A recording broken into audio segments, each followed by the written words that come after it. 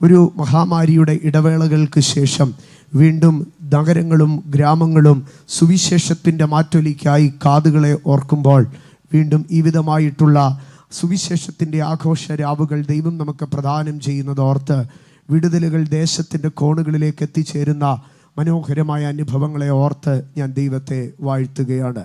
ഇന്ന് രാത്രികാലവും തേജോമയനായ ദൈവം അദൃശ്യദൂത സഞ്ചയത്തോടുകൂടെ നമ്മുടെ നടുവിൽ തൻ്റെ മഹത്വത്തോടുകൂടെ വിരിയപ്പെട്ട ചിറകുകളുമായി കെരൂബുകളോടുകൂടെ അഗ്നിജ്വാലയ്ക്കൊത്ത കണ്ണുകളുമായി മാറത്ത് പൊൻകച്ച് കെട്ടിക്കൊണ്ട് 7 നിലവിളക്കുകളുടെ നടുവിൽ നടകൊള്ളുന്നവൻ, 7 നക്ഷത്രങ്ങളെ വലങ്കയിൽ പിടിക്കുന്നവൻ ഈ രാത്രിയും നമ്മുടെ നടുവിൽ നിലകൊള്ളുന്നതോർത്ത്, നമ്മുടെ നടുവിൽ നടകൊള്ളുന്നതോർത്ത് രക്ഷകനെ വാഴ്ത്തുന്നു. ആമുഖവിസ്താരം കൂടാതെ ദൈവവചന ശുശ്രൂഷയിലേക്ക് നിങ്ങളെ ക്ഷണിക്കുകയാണ്. ഇന്ന് രാത്രികാലത്ത് നമ്മുടെ ധ്യാനത്തിനായി ദാനിയേലിൻ്റെ പുസ്തകം 6-ാം അധ്യായം അതിൻ്റെ 20-ാം വാക്യം വായിച്ചുകൊണ്ട് ഇന്ന് രാത്രികാലത്ത് ധ്യാനം ആരംഭിക്കുവാൻ ആഗ്രഹിക്കുകയാണ്. ദാനിയേലിൻ്റെ പുസ്തകം 6-ാം അധ്യായം 20-ാം വാക്യം. ഗുഹയുടെ അരികെ എത്തിയപ്പോൾ അവൻ ദുഃഖശബ്ദത്തോടെ ദാനിയേലിനെ വിളിച്ചു. രാജാവ് ദാനിയേലിനോട് സംസാരിച്ചു. ജീവനുള്ള ദൈവത്തിൻ്റെ ദാസനായ ദാനിയേലേ, നീ ഇടവിടാതെ സേവിച്ചു വരുന്ന നിന്റെ ദൈവം സിംഹങ്ങളിൽ നിന്ന് നിന്നെ രക്ഷിപ്പാൻ പ്രാപ്തനായോ എന്ന് ചോദിച്ചു. പ്രസക്തമായ ഭാഗം ഞാൻ ഒരിക്കൽ കൂടെ വായിച്ചു കൊള്ളട്ടെ. ജീവനുള്ള ദൈവത്തിൻ്റെ ദാസനായ ദാനിയേലേ, നീ ഇടവിടാതെ സേവിച്ചു വരുന്ന നിന്റെ ദൈവം സിംഹങ്ങളിൽ നിന്ന് നിന്നെ രക്ഷിപ്പാൻ പ്രാപ്തനായോ എന്ന് ചോദിച്ചു. ദാനിയേലിൻ്റെ പുസ്തകം 6-ാം അധ്യായത്തിലേക്ക് കടന്നു വരുമ്പോൾ ഒത്തിരി പ്രതീക്ഷകളോടുകൂടെയാണ് ദാനിയേലിൻ്റെ പുസ്തകം 6-ാം അധ്യായം ആരംഭിക്കുന്നത്. 5-ാം അധ്യായത്തിൽ മ്ലേച്ഛനായിരിക്കുന്ന ഒരു രാജാവ് രാഷ്ട്രത്തെ ഭരിക്കുകയാണെങ്കിൽ 6-ാം അധ്യായത്തിൽ ഭരണമികവുള്ള ഒരു ഭരണാധികാരി രാഷ്ട്രത്തിൻ്റെ തലപ്പത്തേക്ക് എഴുന്നേറ്റിരിക്കുകയാണ്. ആ രാഷ്ട്രത്തിൻ്റെ തലപ്പത്തിലേക്ക് ദാനിയേൽ എന്ന ദൈവഭക്തൻ ഉയർത്തപ്പെടുകയാണ്. എല്ലാം കൊണ്ടും വളരെ പ്രതീക്ഷയുള്ളതും മനോഹരവുമായ സാഹചര്യമാണ് ആ 6-ാം അധ്യായത്തിൻ്റെ പ്രാരംഭത്തെങ്കിൽ നമുക്ക് കാണുവാൻ കഴിയുന്നത്. എന്നാൽ വാക്യങ്ങൾ താഴോട്ട് പോകുമ്പോൾ വളരെ പ്രക്ഷുബ്ധമായിരിക്കുന്ന ഗൂഢാലോചനകളുടെ നിഗൂഢതകൾ മറഞ്ഞിരിക്കുന്നതായ സംഭവങ്ങളാണ് അവിടെ രേഖപ്പെടുത്തിക്കൊണ്ടിരിക്കുന്നത്. ഒരർത്ഥത്തിൽ പറഞ്ഞാൽ ദാനിയേലിൻ്റെ ജീവിതത്തിൽ അന്ന് വരെ ഉണ്ടായിട്ടുള്ളതിൽ വെച്ച് ഏറ്റവും വലിയ ഉയർച്ചയാണ് അവിടെ സംഭവിച്ചത്. എന്നാൽ ദാനിയേലിൻ്റെ ജീവിതത്തിൽ അന്ന് വരെ കണ്ടതിനെക്കാട്ടിലും ഏറ്റവും വലിയ പരീക്ഷയുമാണ് ആ അധ്യായത്തിൽ നമുക്ക് കാണുവാൻ കഴിയുന്നത്. ഒരു മനുഷ്യൻ്റെ ജീവിതത്തിലെ പരീക്ഷകൾക്ക് 3 വിധ കാരണങ്ങളെ നമുക്ക് കാണുവാൻ കഴിയും. ഒന്ന്, യേശു കർത്താവിൻ്റെ ദൂതുകൾ ഫിലദൽഫിയ സഭയോട് പറയുമ്പോൾ പറയുന്നു, ഭൂതലത്തിലുള്ള സകലരെയും പരീക്ഷിക്കുന്ന ഒരു പരീക്ഷാകാലമുണ്ട്. പണ്ഡിതനും പാമരനും കുബേരനും കുചേലനും സമ്പന്നനും ദരിദ്രനും വിദ്യാവിഹീനനും വിദ്യയുള്ളവനും എല്ലാവരും ഒന്നുപോലെ ബാധിക്കപ്പെടുന്നതായ പരീക്ഷാകാലം. കഴിഞ്ഞ ചില വർഷങ്ങൾ നാം അത് കണ്ടതാണ്. മഹാമാരിയുടെ അത് എല്ലാവരെയും ഒരുപോലെ ബാധിക്കുന്നതാണ്. എല്ലാവരും ഒരുപോലെ ബാധിക്കപ്പെടുന്നതായ ഒരു പരീക്ഷാകാലം. എന്നാൽ രണ്ടാമതൊരു പരീക്ഷയുണ്ട്. മനുഷ്യൻ്റെ പാപം കൊണ്ടും ഭോഷത്വം കൊണ്ടും അറിവുകേടുകൊണ്ടും താൻ തനിയെ ചെന്ന് ഭോഷത്വം കൊണ്ട് നേരെ ചെന്ന് ഛേദപ്പെടുന്നതായ അനുഭവങ്ങളിൽ താൻ വലിച്ചു വരുത്തുന്ന ക്ഷണിച്ചു വരുത്തുന്നതായിട്ടുള്ള കഷ്ടകാലങ്ങൾ മനുഷ്യൻ്റെ ജീവിതത്തിലുണ്ട്. എന്നാൽ മൂന്നാമത് മറ്റൊരു കഷ്ടതയുണ്ട്. ആ കഷ്ടത അവന് വരുന്ന അനുഗ്രഹങ്ങളിലും അവന് വരുന്ന ഉയർച്ചകളിലും അസൂയ പൂണ്ടുന്ന അപരൻ, അവൻ്റെ സഹജീവികൾ അവനെതിരെ തൊടുത്തുവിടുന്നതായ കഷ്ടതയുടെ ക്രൂര അമ്പുകളിൽ അവൻ പിടഞ്ഞ് വിലപിക്കുന്ന കാഴ്ചയാണ്. ഇവിടെ ദാനിയേലിന് ഇതിൽ മൂന്നാമത്തെ കഷ്ടതയാണ് ഉടലെടുത്തിരിക്കുന്നത്. ലോകത്തിൽ എല്ലാവർക്കും ഒരുമിച്ചുണ്ടായ ഒരു കഷ്ടതയല്ല. മാത്രമല്ല, ദാനിയേലിൻ്റെ ഏതെങ്കിലും ഒരു പിഴവ് കൊണ്ടും തൻ്റെ ജീവിതത്തിൽ വന്നുകൂടിയ ഒരു കഷ്ടതയല്ല. പകരം അസൂയ കൊണ്ടും അപരൻ്റെ ദോഷപ്രവർത്തികൾ കൊണ്ടും മനുഷ്യൻ്റെ ഗൂഢാലോചന കൊണ്ടും അവൻ്റെ ജീവിതത്തിൽ ഉടലെടുത്ത ഒരു കഷ്ടതയാണ്. പക്ഷേ ആ കഷ്ടതയുടെ നടുവിലും തകർന്നു പോകാതെ ദാനിയേൽ പുറത്തു വന്ന് ജീവിതത്തിലെ ഏറ്റവും വലിയ കഷ്ടത എന്ന് വിശേഷിപ്പിക്കപ്പെടുന്ന ആ സിംഹങ്ങളുടെ ഗുഹ ജീവിതത്തിലെ ഏറ്റവും വലിയ അത്ഭുതമായി മാറിയതാണ് നമുക്കവിടെ കാണുവാൻ കഴിയുന്നത്. ഇന്ന് രാത്രി എന്നെ കേൾക്കുന്ന എൻ്റെ സഹോദരങ്ങളോട് ഞാൻ പറയട്ടെ, ജീവിതത്തിൻ്റെ ഏറ്റവും വലിയ കഷ്ടതകൾ ജീവിതത്തിൻ്റെ ഏറ്റവും വലിയ അത്ഭുതങ്ങളായി മാറ്റുന്നതാണ് ദൈവത്തിൻ്റെ ശക്തി എന്ന് ഇന്ന് രാത്രി അറിഞ്ഞുകൊള്ളണം. ഇവിടെ ദാനിയേലിൻ്റെ ജീവിതത്തിലേക്ക് കടന്നു വരുമ്പോൾ ദാനിയേലിനെ അഭിസംബോധന ചെയ്യുകയാണ്. മേദ്യനായിരിക്കുന്ന ദാരിയാവേശ്, പേർഷ്യൻ ആധിപത്യത്തിൽ ബാബിലോണിന്റെ അധികാരം ഏറ്റെടുത്ത മേദ്യനായിരിക്കുന്ന ദാരിയാവേശ് രാജാവ് ഗുഹാമുഖത്ത് നിന്നുകൊണ്ട് ദാനിയേൽ എന്ന ഭക്തനായ മനുഷ്യനെ പേർചൊല്ലി വിളിക്കുകയാണ്. ഇങ്ങനെയാണ് വിളിക്കുന്നത്: ജീവനുള്ള ദൈവത്തിൻ്റെ ദാസനായിരിക്കുന്ന ദാനിയേലേ എന്ന് ദാനിയേലിനെ പേർ ചൊല്ലി വിളിക്കുകയാണ്. വാസ്തവത്തിൽ ദാനിയേൽ ഇങ്ങനെയൊരു വിളി തൻ്റെ ആയുഷ്കാലത്ത് കേൾക്കുമെന്ന് ഒരിക്കൽ പോലും ഒരുപക്ഷെ ചിന്തിച്ചിരിക്കുകയില്ല. കാരണം ദാനിയേലിൻ്റെ ജീവിതത്തിൽ പ്രധാനമായി ദാനിയേൽ 3 പേരിലാണ് അറിയപ്പെട്ടിരുന്നത്. ഒന്നാമതായി ദാനിയേലിൻ്റെ ജീവിതത്തിലേക്ക് നാം കടന്നു വന്നാൽ 5-ാം അധ്യായം അതിൻ്റെ 13-ാം വാക്യത്തിലേക്ക് കടന്നു വരുമ്പോൾ, ദാനിയേലിൻ്റെ പുസ്തകം 5-ാം അധ്യായം അതിൻ്റെ 13-ാം വാക്യത്തിൽ ദാനിയേലിനെ അഭിസംബോധന ചെയ്യുന്നത് ഇങ്ങനെയാകുന്നു: എൻ്റെ അപ്പനായ രാജാവ് യഹൂദയിൽ നിന്ന് കൊണ്ടുവന്ന യഹൂദ പ്രവാസികളിൽ ഉള്ളവനായ ദാനിയേൽ നീ തന്നെയാണോ?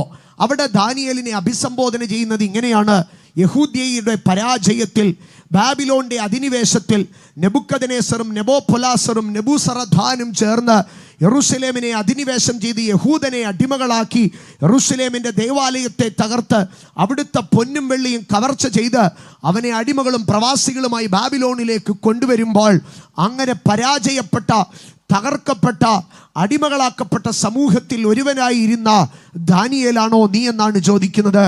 അവിടെ ദാനിയേലിൻ്റെ മേലൊരു തലക്കെട്ടുണ്ട്: പരാജയപ്പെട്ട രാഷ്ട്രത്തിലെ ഒരുവൻ, അടിമയാക്കപ്പെട്ടവരിൽ ഒരുത്തൻ, പ്രവാസികളിൽ ഒരുത്തൻ, സകലവും നഷ്ടപ്പെട്ടവരിൽ ഒരുത്തൻ, അന്യദേശത്തേക്ക് പരദേശിയായി കുടിയേറിയവരിൽ ഒരുത്തൻ. ഇതാണ് ദാനിയേലിൻ്റെ അഡ്രസ്സ്. സ്വന്തമായി ഒരു വീട്ടഡ്രസ് ഇല്ല, സ്വന്തമായി ഒരു ദേശത്തിൻ്റെ അഡ്രസ് ഇല്ല. അടിമയായി, ഒരു റെഫ്യൂജിയായി, ഒരു പരദേശിയായി ഒരിടത്തേക്ക് കടന്നു വരികയാണ്. തൻ്റെ ജീവനുള്ള ദൈവം, തൻ്റെ പിതാക്കന്മാർ ആരാധിച്ചിരുന്ന ദൈവത്തിൻ്റെ മഹത്വങ്ങൾ തകർക്കപ്പെട്ട്, ആലയം നിലംപരിശാക്കപ്പെട്ട്, ദൈവത്തിൻ്റെ യാഗപീഠങ്ങൾ തകർക്കപ്പെട്ട്, പെട്ടകം അപഹരിക്കപ്പെട്ട്, ആലയത്തിൽ ഉപയോഗിക്കപ്പെട്ടിരുന്ന പൊൻപാത്രങ്ങൾ ക്ഷേത്രങ്ങളിൽ പിടിക്കപ്പെട്ട കാലത്തിൽ ദൈവമഹത്വം എവിടെയെന്ന് മനുഷ്യൻ വിലപിച്ച കാലങ്ങളിൽ അടിമയാക്കപ്പെട്ട ദാനിയേലിൻ്റെ പേർ മാറി യഹൂദ്യയിലെ ശ്രേഷ്ഠനായിരുന്ന കുലമഹിമയുള്ള മനുഷ്യൻ ഇപ്പോൾ അടിമയെന്ന് വിളിക്കപ്പെടുകയാണ്. ഇതാണ് ദാനിയേലിൻ്റെ ചരിത്രത്തിൽ ദാനിയേലിന് ലഭിച്ച 1-ാമത്തെ പേർ. ഈ അടിമയെന്ന മേലെഴുത്ത് ദാനിയേലിൽ നിന്ന് മാറുമെന്ന് ഒരിക്കലും കരുതിയില്ല. എന്നാൽ നാളുകൾ കടന്നു പോകുമ്പോൾ നെബൂഖദ്നേസർ രാജാവ് യഹൂദ്യയിൽ നിന്ന് കൊള്ളാകുന്ന ബാലന്മാരെ തെരഞ്ഞെടുത്ത് തൻ്റെ രാജസദസ്സിൽ അവിടെ ഉദ്യോഗസ്ഥരായി നിയമിക്കുമ്പോൾ ദാനിയേൽ തെരഞ്ഞെടുക്കപ്പെട്ടു. കാലങ്ങൾ കഴിഞ്ഞപ്പോൾ ദാനിയേലിന് മറ്റൊരു പേര് ലഭിച്ചു. 4-ാം അധ്യായത്തിലേക്ക് കടന്നു വരുമ്പോൾ അതിൻ്റെ 9-ാം വാക്യത്തിൽ ദാനിയേൽ ഇപ്പോൾ അറിയപ്പെടുന്നത് മന്ത്രവാദി ശ്രേഷ്ഠനായിരിക്കുന്ന ബേൽശസ്സർ എന്നുള്ളതാണ്. തൻ്റെ യഹൂദ്യ പാരമ്പര്യം നഷ്ടപ്പെട്ടു, ദൈവവൈതൽ എന്നുള്ള പാരമ്പര്യം നഷ്ടപ്പെട്ടു, ഒരു ദൈവകൃപയുള്ളവനെന്നുള്ള പാരമ്പര്യം നഷ്ടപ്പെട്ടു. ഇപ്പോൾ അവൻ്റെ ദാനിയേൽ, ഏൽ എന്ന് പറയുന്ന യഹൂദൻ്റെ ദൈവവുമായി ചേർത്തെഴുതി അവൻ്റെ പേർ മായ്ക്കപ്പെട്ട് ബേൽ എന്ന ജാതീയ ദേവൻ്റെ പേർ ചേർത്ത് അവൻ എഴുതി. അവൻ യഹോവ ഭക്തൻ എന്നുള്ള പേർ മാറ്റി അവൻ മന്ത്രവാദികളിൽ ഒരുത്തനായി, കൽദയ വിദ്യകളിൽ അഭ്യസിച്ച ഒരു സാധാരണ മന്ത്രവാദികളിൽ ഒരുത്തനായി അവൻ അറിയപ്പെടുകയാണ്. അവിടെ നിന്ന് അവനൊരിക്കലും കരകയറുമെന്ന് ദാനിയേൽ കരുതിയില്ല. ദൈവഭക്തൻ എന്ന് വിളിക്കപ്പെടേണ്ടവൻ, ദൈവത്തിൻ്റെ രാജസന്തതിയിൽ ജനിച്ചവൻ ഇന്നിപ്പോൾ കൽദയ മന്ത്രവാദികളിൽ ഒരുത്തനായി കഴിക്കുകയാണ്. അങ്ങനെ ഇരിക്കെ ഒരിക്കലും അവൻ ചിന്തിച്ചു കാണുകയില്ല ഒരിക്കൽ കൂടെ ഞാൻ ജീവനുള്ള ദൈവത്തിൻ്റെ ദാസൻ എന്ന് വിളിക്കപ്പെടുമെന്ന്. എന്നാൽ കൽദയ സാമ്രാജ്യത്തിൻ്റെ അരക്കച്ചകളെ അഴിച്ച് ബാബിലോണിൻ്റെ അടിത്തറകളെ ഇളക്കിക്കൊണ്ട് നെബൂഖദ്നേസർ കെട്ടിപ്പടുത്ത സാമ്രാജ്യത്തിൻ്റെ കുറ്റികളെ പറിച്ചെറിഞ്ഞുകൊണ്ട് പേർഷ്യൻ സാമ്രാജ്യത്തിന് മുൻപാകെ ബാബിലോണിൻ്റെ ഇരുമ്പോടാമ്പലുകളെ തകർത്ത്, താമ്ര കതകുകളെ തുറന്ന്, നദികളെ വറ്റിച്ച്, സമുദ്രങ്ങളെ ഉണക്കി പേർഷ്യൻ സാമ്രാജ്യത്തിന് വാതിൽ തുറന്നുകൊടുത്ത് തൻ്റെ ദാസനും അഭിഷക്തനുമായ കോരേശിൻ്റെ മുൻപാകെ ബാബിലോണിൻ്റെ സാമ്രാജ്യം അടിയറവ് പറഞ്ഞപ്പോൾ അവിടെ ദാനിയേലിൻ്റെ പേര് മാറുകയായിരുന്നു.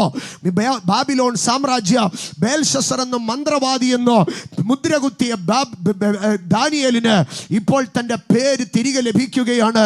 ജീവനുള്ള ദൈവത്തിൻ്റെ ദാസനായ ദാനിയേൽ എന്നുള്ള പേർ.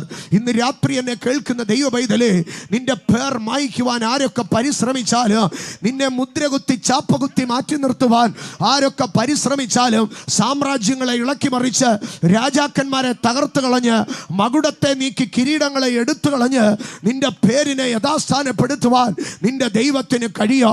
ലോകത്തിലെ ഏതൊരു ശക്തിയോ വ്യക്തിയോ നിന്റെ പേര് പേരിനെ, നിന്റെ കുടുംബത്തിന്റെ പേരിനെ, നിന്റെ തലമുറയുടെ പേരിനെ മായ്ക്കുവാൻ പരിശ്രമിച്ചാൽ ഈ രാത്രി നീ സേവിക്കുന്നത് ജീവനുള്ള ദൈവത്തെയാണ്.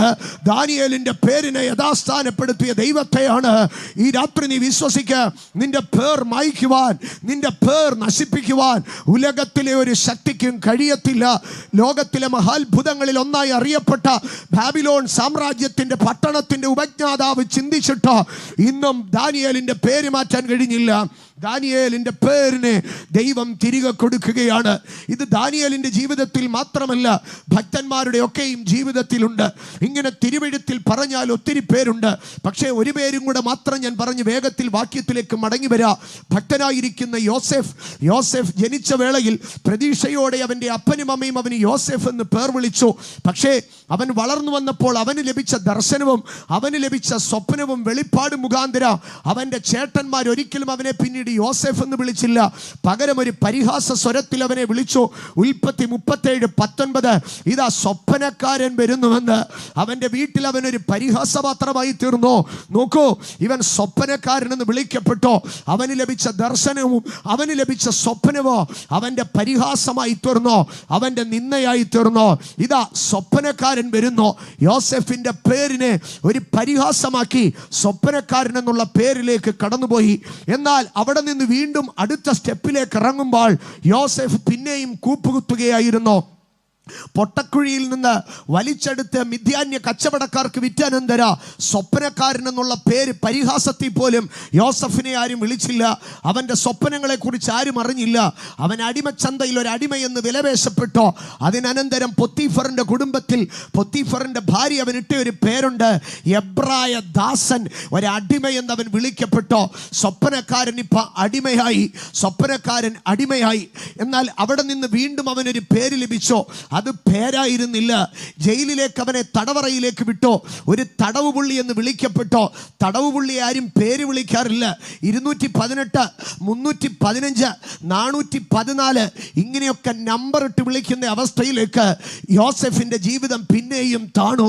സഹോദരങ്ങളെ, യോസെഫിന്റെ ജീവിതത്തിലെ അപ്പനിട്ട യോസെഫ് എന്നുള്ള പേര് ആരും അവനെ വിളിക്കാതെയായി. ഇപ്പോൾ അവനെ 315 216 നമ്പർ ഇട്ട് വിളിക്കുന്ന ഒരു തടവ് പുള്ളിയായി അവന്റെ പേർ മായ്ക്കപ്പെട്ടോ. മിസ്രൈമ്യ കാരാഗ്രഹങ്ങളിൽ ഒന്നിൽ അവന്റെ പേർ മായ്ക്കപ്പെട്ടോ.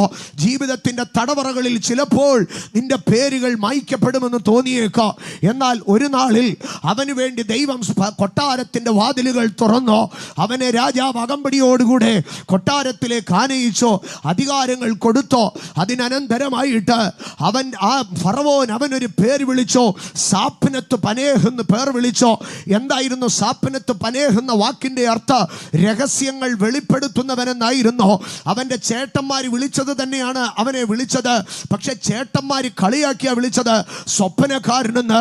പക്ഷേ ഫറവോൻ വിളിച്ചോ, ഇവൻ വെറും സ്വപ്നക്കാരനല്ല, നിഗൂഢമായ രഹസ്യങ്ങളെ വെളിപ്പെടുത്തുന്ന ദൈവത്തിന്റെ കൃപ ലഭിച്ചവനാണ്. യോസെഫിന്റെ പേര് മാറി. ഇന്ന് രാത്രി എന്നെ കേൾക്കുന്ന ദൈവ പൈതലേ, കുടുംബവും കുലവും കൂട്ടുകാരും സമൂഹവും ഒന്നിച്ചു നിന്ന് നിന്റെ പേര് കെടുത്തിയാൽ നിനക്കതിനേക്കാൾ ഉത്കൃഷ്ടമായ ഒരു നാമം നൽകി നിന്റെ പേരിനെ സുവർണ ലിപികളിൽ എഴുതി ചേർത്ത് നിന്നെ മാനിക്കുവാൻ, നിന്നെ അനുഗ്രഹിച്ചു നിന്റെ പേര് വലുതാക്കുവാൻ നിന്റെ ദൈവം ശക്തനാണ്.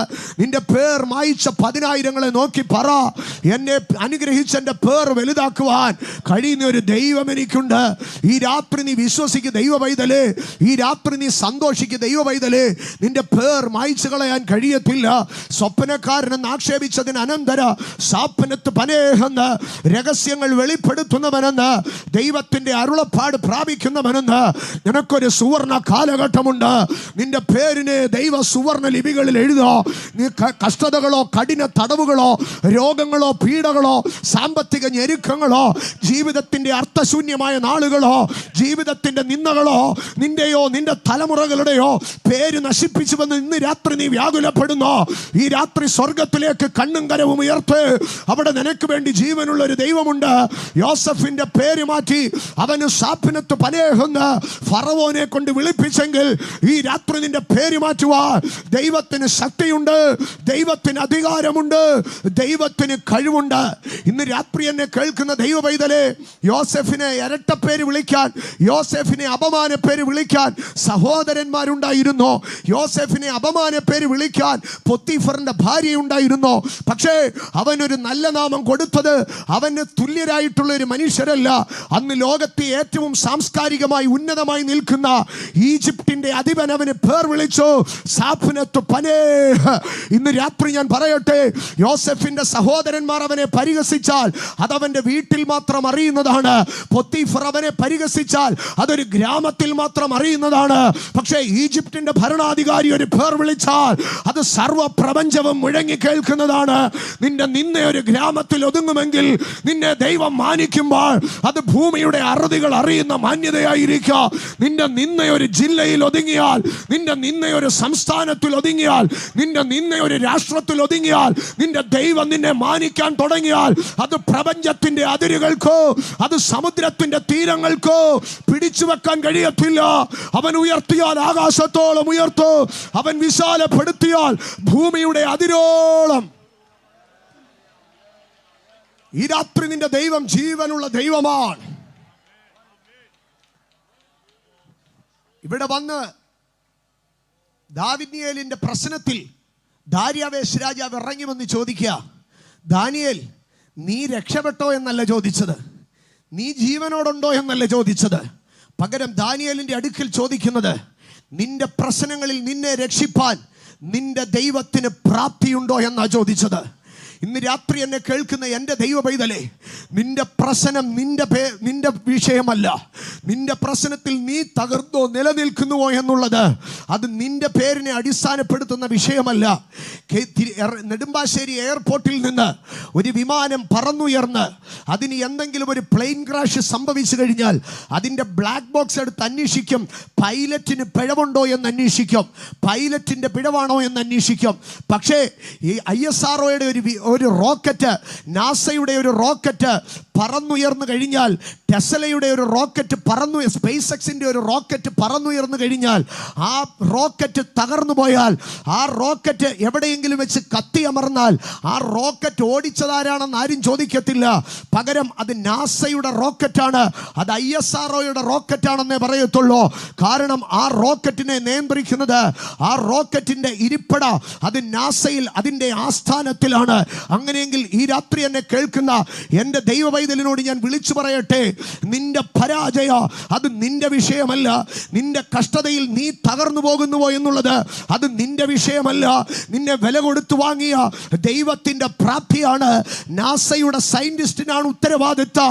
ആകാശമണ്ഡലങ്ങൾക്ക് കീറിമുറിച്ച് പറന്നുയരുന്ന റോക്കറ്റ് അതിൻ്റെ ഉപഗ്രഹങ്ങളെ അത് ചന്ദ്രനിൽ അത് ആകാശമണ്ഡലത്തിനപ്പുറം എത്തിക്കണമെന്നുള്ളത് അത് നാസയിൽ ഇരിക്കുന്ന സയന്റിസ്റ്റിന്റെ ഉത്തരവാദിത്തമാണെങ്കിൽ ഈ രാത്രി നിന്റെ ജീവിതത്തിന്റെ നിലനിൽപ്പ് നിന്റെ പ്രാപ്തിയല്ല, നിന്റെ കഴിവല്ല. പകരം സിംഹങ്ങളുടെ ഗുഹയിൽ നീ സംരക്ഷിക്കപ്പെടുന്നത് ദൈവത്തിന്റെ പ്രാപ്തിയാണ്, ദൈവത്തിന്റെ പ്രാപ്തിയാണ്. സിംഹങ്ങളുടെ ഗുഹയിൽ ദാനിയേൽ സംരക്ഷിക്കപ്പെട്ടു. എന്താണ് കാരണം? ദാര്യാവേശ് പറയുകയാണ്, സിംഹങ്ങളുടെ ഗുഹയിൽ ദാനിയേൽ സംരക്ഷിക്കപ്പെടണമെങ്കിൽ അവന്റെ ദൈവം പ്രാപ്തനായിരിക്കണം. ഇന്ന് രാത്രി വിളിച്ചു പറ ദൈവ പൈതലേ, ഞാൻ ഈ പരീക്ഷയിൽ ജയിക്കുക, ഞാൻ ഈ കഷ്ടതയിൽ പുറത്തു വരിക, ഞാൻ ഈ സങ്കടങ്ങളിൽ കയറി വരിക, ഞാൻ ഈ നിരാശയിൽ നിന്ന് പുറത്തു വരിക, ഞാൻ ഈ അപമാനത്തിൽ നിന്ന് പുറത്തു വരിക.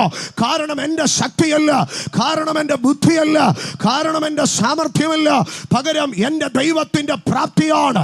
ഇന്ന് രാത്രി നിന്റെ പോരുകളുടെ നടുവിൽ ഞാൻ വിളിച്ചു പറയുകയാണ്, നിന്റെ ദൈവം പ്രാപ്തനാണ്. നിന്റെ പ്രശ്നങ്ങളിൽ നീ തകരത്തില്ല, നിന്റെ പോരാട്ടങ്ങളിൽ നീ മുടിഞ്ഞു പോകത്തില്ല, നിന്റെ എതിർപ്പുകളിൽ നീ ശൂന്യമാകത്തില്ല. കാരണം നിന്റെ ദൈവം പ്രാപ്തനാണ്. ഇന്ന് രാത്രി വിളിച്ചു പറ, പ്രാപ്തിയുള്ള ഒരു ദൈവം എനിക്കുണ്ട്. ഇന്ന് രാത്രി നിന്റെ കുഞ്ഞുങ്ങളെ നോക്കി വിളിച്ചു പറ, പ്രാപ്തിയുള്ള ഒരു ദൈവം എനിക്കുണ്ട്.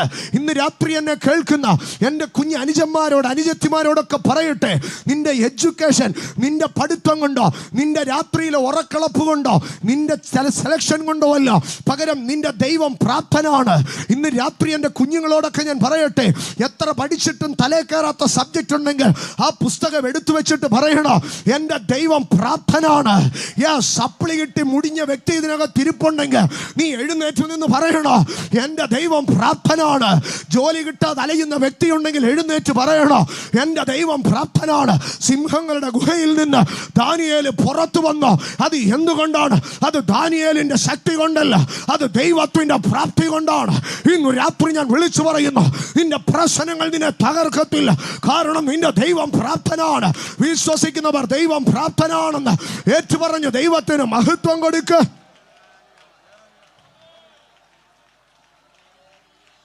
ദൈവത്തിന്റെ പ്രാപ്തിയാണ് നിന്റെ നിലനിൽപ്പ്. ദൈവത്തിന്റെ പ്രാപ്തിയാണ് നിന്റെ വിജയം. ദൈവത്തിന്റെ പ്രാപ്തിയാണ് നിന്റെ ഉയർച്ച. ദൈവത്തിന്റെ പ്രാപ്തിയാണ് നിന്റെ വിശാലത. ദൈവത്തിന്റെ പ്രാപ്തിയാണ് നിന്റെ അനുഗ്രഹം. ദൈവത്തിന്റെ പ്രാപ്തിയാണ് നിന്റെ മാന്യത. നിന്റെ കഴിവുകേട് കൊണ്ട് നിനക്കൊന്നുമാകാൻ പറ്റിയില്ലെന്ന്, നിന്റെ കഴിവുകേട് കൊണ്ട് നീ ഒന്നുമായില്ലെന്ന് നീ വ്യാകുലപ്പെടരുത്. പകരം ഈ രാത്രി വിളിച്ചു പറ, പ്രാപ്തനായൊരു ദൈവം എനിക്കുണ്ട്. ഈ രാത്രി വിളിച്ചു പറ, പ്രാപ്തനായൊരു ദൈവം എനിക്കുണ്ട്. ദാരിയാവേ ചോദിക്കുകയാണ്, നിന്റെ ദൈവത്തിന്റെ പ്രാപ്തി നിന്നെ രക്ഷിച്ചോ? ദാനിയേൽ അതിന് പറയുന്ന മറുപടി ഇതാണ്, എൻ്റെ ദൈവം തൻ്റെ ദൂതനെ അയച്ചു, സിംഹങ്ങളുടെ വായടച്ചു. രാജാവ് ചോദിച്ചത് ദൈവത്തിന്റെ പ്രാപ്തിയാണ്. പക്ഷേ ദാനിയേൽ പറഞ്ഞു, ഇവിടെ ദൈവം ഇറങ്ങി വരേണ്ട വിഷയമൊന്നുമില്ല, ഒരു ദൂതൻ ഇറങ്ങി വന്നാൽ മതി. കഴിഞ്ഞ ദിവസം ഞാൻ ദൈവവചനം ധ്യാനിക്കുമ്പോൾ എൻ്റെ മനസ്സിൽ കടന്നുകൂടിയ ഒരു ചിന്തയുണ്ട്. ദൈവം പല വിഷയങ്ങൾക്കും ദൈവം ഇറങ്ങത്തില്ല, ദൈവത്തിൻ്റെ ദൂതനെ പോലും ഇറക്കത്തില്ല. അപ്പോസ്തല പ്രവർത്തികളിൽ ഒരു ഭരണാധികാരിയെ കാണാം, അവൻ ദൈവത്തിന് മഹത്വം കൊടുത്തില്ല. നമ്മളാരേലുമാണെങ്കിൽ അപ്പോൾ ദൈവം ഇറങ്ങുമെന്ന് പ്രതീക്ഷിക്കുക, പക്ഷെ ദൈവം ഇറങ്ങിയില്ല, ഒരു ദൂതനെ ഇറക്കിയില്ല. പകരം ദൈവം ഒരു കൃമിയെ പറഞ്ഞു വിട്ടോ, നീ പോയി അവനെ അങ്ങ് തിന്നേക്കാൻ പറഞ്ഞു. ഒരു രാജാവിനെ തിന്നുകളയാൻ ദൈവത്തിനൊരു കൃമി മതി സഹോദരങ്ങളെ. സ്തോത്ര. യോനയുടെ തലയ്ക്ക് മീതെ നിന്ന് ആവണക്ക്, ആ ആവണക്കിനെ വെട്ടാൻ തക്കവണ്ണം ദൈവം 4 ആക്സോ ബ്ലേഡുമായിട്ട് ആരെ അയച്ചില്ല, ദൈവം 4 കോടാലിയുമായിട്ട് ആരെ അയച്ചില്ല. ദൈവം ഒരു പുഴുവിൻ്റെ അടുക്ക പറഞ്ഞു, അതിനെ അങ്ങ് കരിച്ചേക്കാൻ പറഞ്ഞു. ഞാനോ നിങ്ങളോ ആയിരുന്നു ആ മരം വെട്ടാൻ പോയിരുന്നതെങ്കിൽ 10,000 രൂപ മിനിമം ചെലവ് വന്നേനെ. 4 തച്ചും 6 വടവും കെട്ടി 4 ബ്ലേഡും കൊണ്ടേ നമുക്ക് ചെല്ലാൻ കഴിയത്തുള്ളൂ. പക്ഷേ എൻ്റെ ദൈവത്തിന് ഒരു പുഴുമതി അതിനെ ക്രമിച്ചു കളയാൻ, ഒരു കൃമിമതി. ഇന്ന് രാത്രി നിന്റെ വിഷയത്തിൽ ദൈവം ഇറങ്ങേണ്ട ആവശ്യമില്ല, ദൈവം ഒരു ദൂതനെ ഇറക്കേണ്ട ആവശ്യമില്ല. ദൈവം ഒരു പുഴുവിനെ വിട്ടാൽ, എൻ്റെ ദൈവം ഒരു കൃമിയെ വിട്ടാൽ എൻ്റെ പ്രശ്നങ്ങൾ പരിഹരിക്കപ്പെടുമെന്ന് പറ. നിന്റെ പ്രശ്നം നിനക്ക് വലുതായിരിക്കും സഹോദര. താങ്കൾക്ക് ആ പ്രശ്നം ഭയങ്കര ഭീകരമായിരിക്കാം, പക്ഷേ എൻ്റെ ദൈവത്തിന് നിന്റെ പ്രശ്നം ഒരു പുഴുവിനെ കൊണ്ട് തീർക്കാനുള്ളതേ ഉള്ളൂ. എൻ്റെ ദൈവത്തിന് നിന്റെ പ്രശ്നം ഒരു കൃമിയെ കൊണ്ട് തീർക്കാൻ കഴിയുന്നതേ ഉള്ളൂ. ഇസ്രായേലിനെതിരായി ചില വർഷങ്ങൾക്ക് മുൻപ് ജൂൺ വാർ 7 ദിവസത്തെ യുദ്ധം നടന്നു. അന്ന് യുദ്ധത്തിൽ ഇസ്രായേൽ ഒരു വെടിയും പൊട്ടിച്ചില്ല, ഇസ്രായേൽ ഒരു ടാങ്കർ ഉരുട്ടിയില്ല, 1 ലിറ്റർ പെട്രോൾ പോലും ഇസ്രായേൽ യുദ്ധത്തിന് വേണ്ടി ഇറക്കിയില്ല. ആകാശത്ത് നിന്ന് വീശിയടിച്ച കാറ്റിനകത്ത് ഇറങ്ങി വന്ന വെട്ടുക്കിളികളവയെ അവന്റെ എതിർ സൈന്യത്തെ ഓടിച്ചു കളയുകയായിരുന്നു. ഈ രാത്രി തിരിച്ചറിയണം, ദൈവത്തിന്റെ സൈന്യങ്ങൾ എപ്പോഴും ദൂതന്മാരും തീയും ഒന്നും ഇറങ്ങത്തില്ല. ദൈവം വെട്ടിലുകളെ അയച്ച് ശത്രുവിനെ തുരത്തുന്നവനാണ്, കൃമിയെ അയച്ച് രാജാവിനെ അടയ്ക്കുന്നവനാണ്, പുഴുവിനെ അയച്ച് മരങ്ങളെ കത്തിക്കുന്നവനാണ് എൻ്റെ ദൈവം. ഇന്ന് രാത്രി നിങ്ങൾ പറ, നിങ്ങളുടെ പ്രശ്നത്തിൽ ദൈവം ഇറങ്ങാൻ തക്കവണ്ണം വലിയ വിഷയം വല്ലതും ഉണ്ടോ? ദൈവം ഇറങ്ങി വരത്തക്കവണ്ണമുള്ള വിഷയമൊന്നുമില്ല. ദൈവം ഒരു പുഴുവിനെ വിട്ടാൽ എൻ്റെ പ്രശ്നം തീരുക, ദൈവം ഒരു കൃമിയെ വിട്ടാൽ എൻ്റെ പ്രശ്നം തീരുക. കാരണം ഒരു രാജാവിനെ ഒതുക്കാൻ ദൈവത്തിനൊരു കൃമിയുടെ ആവശ്യമേ ഉണ്ടായിരുന്നുള്ളൂ. ഇന്ന് രാത്രി അറിയണോ, അവിടെ രാജാവ് ചോദിക്കുകയാണ്, അവിടെ ദൈവം പ്രാപ്തനായോ എന്ന്. അപ്പോൾ ദാനിയേൽ തിരിച്ചു പറയാ, ദൈവത്തിൻ്റെ പ്രാപ്തി വരെ ഒന്നും ചിന്തിക്കേണ്ട സാറേ, ഒരു ദൂതം വന്നാൽ തീരാവുന്ന പ്രശ്നമേ ഉള്ളൂ. സിംഹങ്ങളുടെ വായടയ്ക്കാൻ എൻ്റെ ദൈവം അവിടുന്ന് ഒന്നും ഇറങ്ങണ്ട. എൻ്റെ ദൈവത്തിൻ്റെ ഒരു മിനിസ്റ്റർ, എൻ്റെ ദൈവത്തിൻ്റെ ഒരു ദൂതൻ ഇറങ്ങിയാൽ മതി. ഹല്ലേലൂയ. അതുകൊണ്ടാണ് യേശു കർത്താവിൻ്റെ അടുക്കൽ വന്ന ശതാധിപൻ പറഞ്ഞത്, നീ അവിടം വരെ നടന്നു വരേണ്ട കാര്യമൊന്നുമില്ല, ഒരു വാക്ക് നീ കൽപ്പിച്ചാൽ മതി, എൻ്റെ ബാല്യക്കാരന് സൗഖ്യം വരാം. ഇന്ന് രാത്രി ദൈവം ഒരു പടയുമായി, ഒരു സൈന്യമായിട്ടൊന്നും ഇറങ്ങണ്ട. അപ്പൻ്റെ ഒരു വാക്ക് മതി, അപ്പൻ്റെ ഒരു നോട്ടം മതി, അപ്പൻ്റെ ഒരു സ്പർശനം മതി, അപ്പൻ്റെ ഒരു മൂളൽ മതി എൻ്റെ ജീവിതത്തിൻ്റെ അവസ്ഥ മാറാ. ദൈവത്തിൽ വിശ്വസിക്കുക സഹോദരങ്ങളെ. അവിടെ ദാരിയാവേ ചോദിക്കുക, ചോദിക്കുകയാണ്, നിന്റെ ദൈവത്തിന് പ്രാപ്തിയുണ്ടോ? ദാനിയേൽ പറഞ്ഞോ, സ്തോത്രം, ദൈവത്തിന്റെ പ്രാപ്തി അത് പിന്നെ പറയാ, ഇപ്പൊ സംഭവിച്ചത് ഒരു ദൂതൻ വന്നതാണെന്ന്. ദാനിയേൽ ദൂതൻ വന്നെന്നൊക്കെ പറഞ്ഞ് അങ്ങ് അവസാനിപ്പിച്ചോ. എന്നാൽ 2000 വർഷങ്ങൾക്ക് മുമ്പ് അപ്പോസ്തലന്മാരിൽ അഗ്രഗണ്യനായിരിക്കുന്ന വിശുദ്ധ പൗലോസ് ദാനിയേലിന്റെ ചരിത്രമെടുത്ത് വിശ്വാസവീരന്മാരുടെ പട്ടികയിൽ എഴുതുമ്പോൾ എബ്രായ ലേഖനം 11-ാം അധ്യായം അതിന്റെ 33-ാം വാക്യത്തിൽ അവിടെ എഴുതുകയാണ്, ദാനിയേൽ സിംഹങ്ങളുടെ ഗുഹയിൽ നിന്ന് രക്ഷ പ്രാപിച്ച കാര്യം. പക്ഷെ ഞാൻ ആ വാക്യം വായിച്ചപ്പോൾ അതിനകത്ത് ദൈവത്തെയും കണ്ടില്ല, അതിനകത്ത് ദൂതനെയും കണ്ടില്ല. പകരം അവിടെ ഇങ്ങനെയാണ് എഴുതിയിരിക്കുന്നത്, വിശ്വാസത്താൽ അവർ രാജ്യങ്ങളെ അടക്കി, വിശ്വാസത്താൽ അവർ നീതി നടത്തി, വിശ്വാസത്താൽ അവർ വാഗ്ദത്തം പ്രാപിച്ചോ, വിശ്വാസത്താൽ അവർ സിംഹങ്ങളുടെ വായടച്ചോ. ഞാൻ ആശ്ചര്യപ്പെട്ടോ. ദാനിയേൽ പറഞ്ഞത് ദൂതൻ വന്ന് സിംഹത്തിന്റെ വായടച്ചെന്ന. പക്ഷെ പൗലോസ് പറഞ്ഞു, ഞാൻ അവിടെ ഒരു ദൂതനെയും കണ്ടില്ല, പകരം ദാനിയേലിന്റെ വിശ്വാസത്തിന്റെ മുൻപാകെ സിംഹങ്ങൾ വായടയ്ക്കുന്നതാണ് ഞാൻ കണ്ടത്. ഇന്ന് രാത്രി എന്നെ കേൾക്കുന്ന ദൈവ പൈതലേ, നിന്റെ പ്രശ്നം പരിഹരിക്കാൻ സ്വർഗത്തിൽ നിന്നൊരു ദൂതൻ ഇറങ്ങണ്ട. പകരം നിന്റെ ഹൃദയത്തിലെ വിശ്വാസത്തിന് മുൻപാകെ ചെങ്കടൽ വഴിമാറ. നിന്റെ ഹൃദയത്തിലെ വിശ്വാസത്തിന് മുൻപാകെ പൈശാചിക ശക്തികൾ താളടിയാകുക. നിന്റെ വിശ്വാസത്തിന് മുൻപാകെ അന്ധകാര പ്രബല ശക്തികൾ ഒന്നൊഴിയാതെ കെട്ടുപോകുക. ഈ രാത്രി വിശ്വസിക്കുക, നിന്റെ പ്രശ്നങ്ങളിൽ പരിഹാരം തരുവാൻ ഒരു ദൂതൻ ഇറങ്ങി വരണ്ട. നിന്റെ പ്രശ്നങ്ങളിൽ പരിഹാരം തരാ ദൈവം ഒന്നും ചെയ്യണ്ട. പകരം നീ വിശ്വസിച്ചുകൊണ്ട് നിന്നാൽ മതി. ലോകത്തെ ജയിച്ച ജയമോ അത് നമ്മുടെ വിശ്വാസം തന്നെ. ഇന്ന് രാത്രി എതിർ വിളിക്കുന്ന പോരുകളെ നോക്കി പറ, ഞാനൊരു വിശ്വാസിയാണെന്ന്. ഇന്ന് രാത്രി കടന്നു പോകുന്ന പ്രതിസന്ധികളെ നോക്കി പറ, ഞാനൊരു വിശ്വാസിയാണെന്ന്. വിശ്വാസത്താൽ അവൻ സിംഹങ്ങളുടെ വായടച്ചോ. ആമേൻ. വിശുദ്ധ പൗലോസ് ആത്മാവിൽ സിംഹങ്ങളുടെ ഗുഹയിലേക്ക്, ദാനിയേൽ കടന്ന സിംഹത്തിന്റെ ഗുഹയിലേക്ക് എത്ര നോക്കിയിട്ടും അവിടെ ഒരു ദൂതനെ കാണാൻ പറ്റിയില്ല. കാരണം പൗലോസ് ഒരിക്കലും ഭോഷ്ക് എഴുതുന്നവനല്ല. പൗലോസ് എഴുതി വെച്ചു, ഞാൻ അവിടെ ഒരു ദൂതനെ അല്ല കണ്ടത്, ഞാൻ അവിടെ ദാനിയേലിന്റെ വിശ്വാസത്തെയാണ് കണ്ടത്.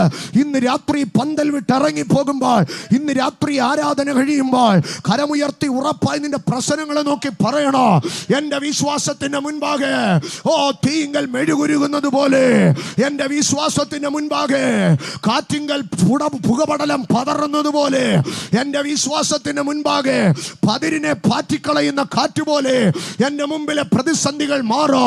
ഇന്ന് രാത്രി വിളിച്ചു പറ, എന്റെ വിശ്വാസം ലോകത്തെ ജയിക്കുന്നതാണ്, എന്റെ വിശ്വാസം ലോകത്തെ ജയിക്കുന്നതാണ്, എന്റെ വിശ്വാസം അത്ഭുതങ്ങളെ ചെയ്യുന്നതാണ്, എന്റെ വിശ്വാസം അടയാളങ്ങളെ പ്രവർത്തിക്കുന്നതാണ്, എന്റെ വിശ്വാസം ഭൂതങ്ങളെ പുറത്താക്കുന്നതാണ്, എന്റെ വിശ്വാസം മലകളെ നീക്കുന്നതാണ്, എന്റെ വിശ്വാസം നദികളെ വാറ്റിക്കുന്നതാണ്.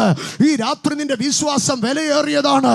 ഈ രാത്രി നിന്റെ വിശ്വാസം ശക്തിയേറിയതാണ്. തിരിച്ചറിയണോ, നിന്റെ വിശ്വാസം പിശാച് ഭയപ്പെടുന്നതാണ്.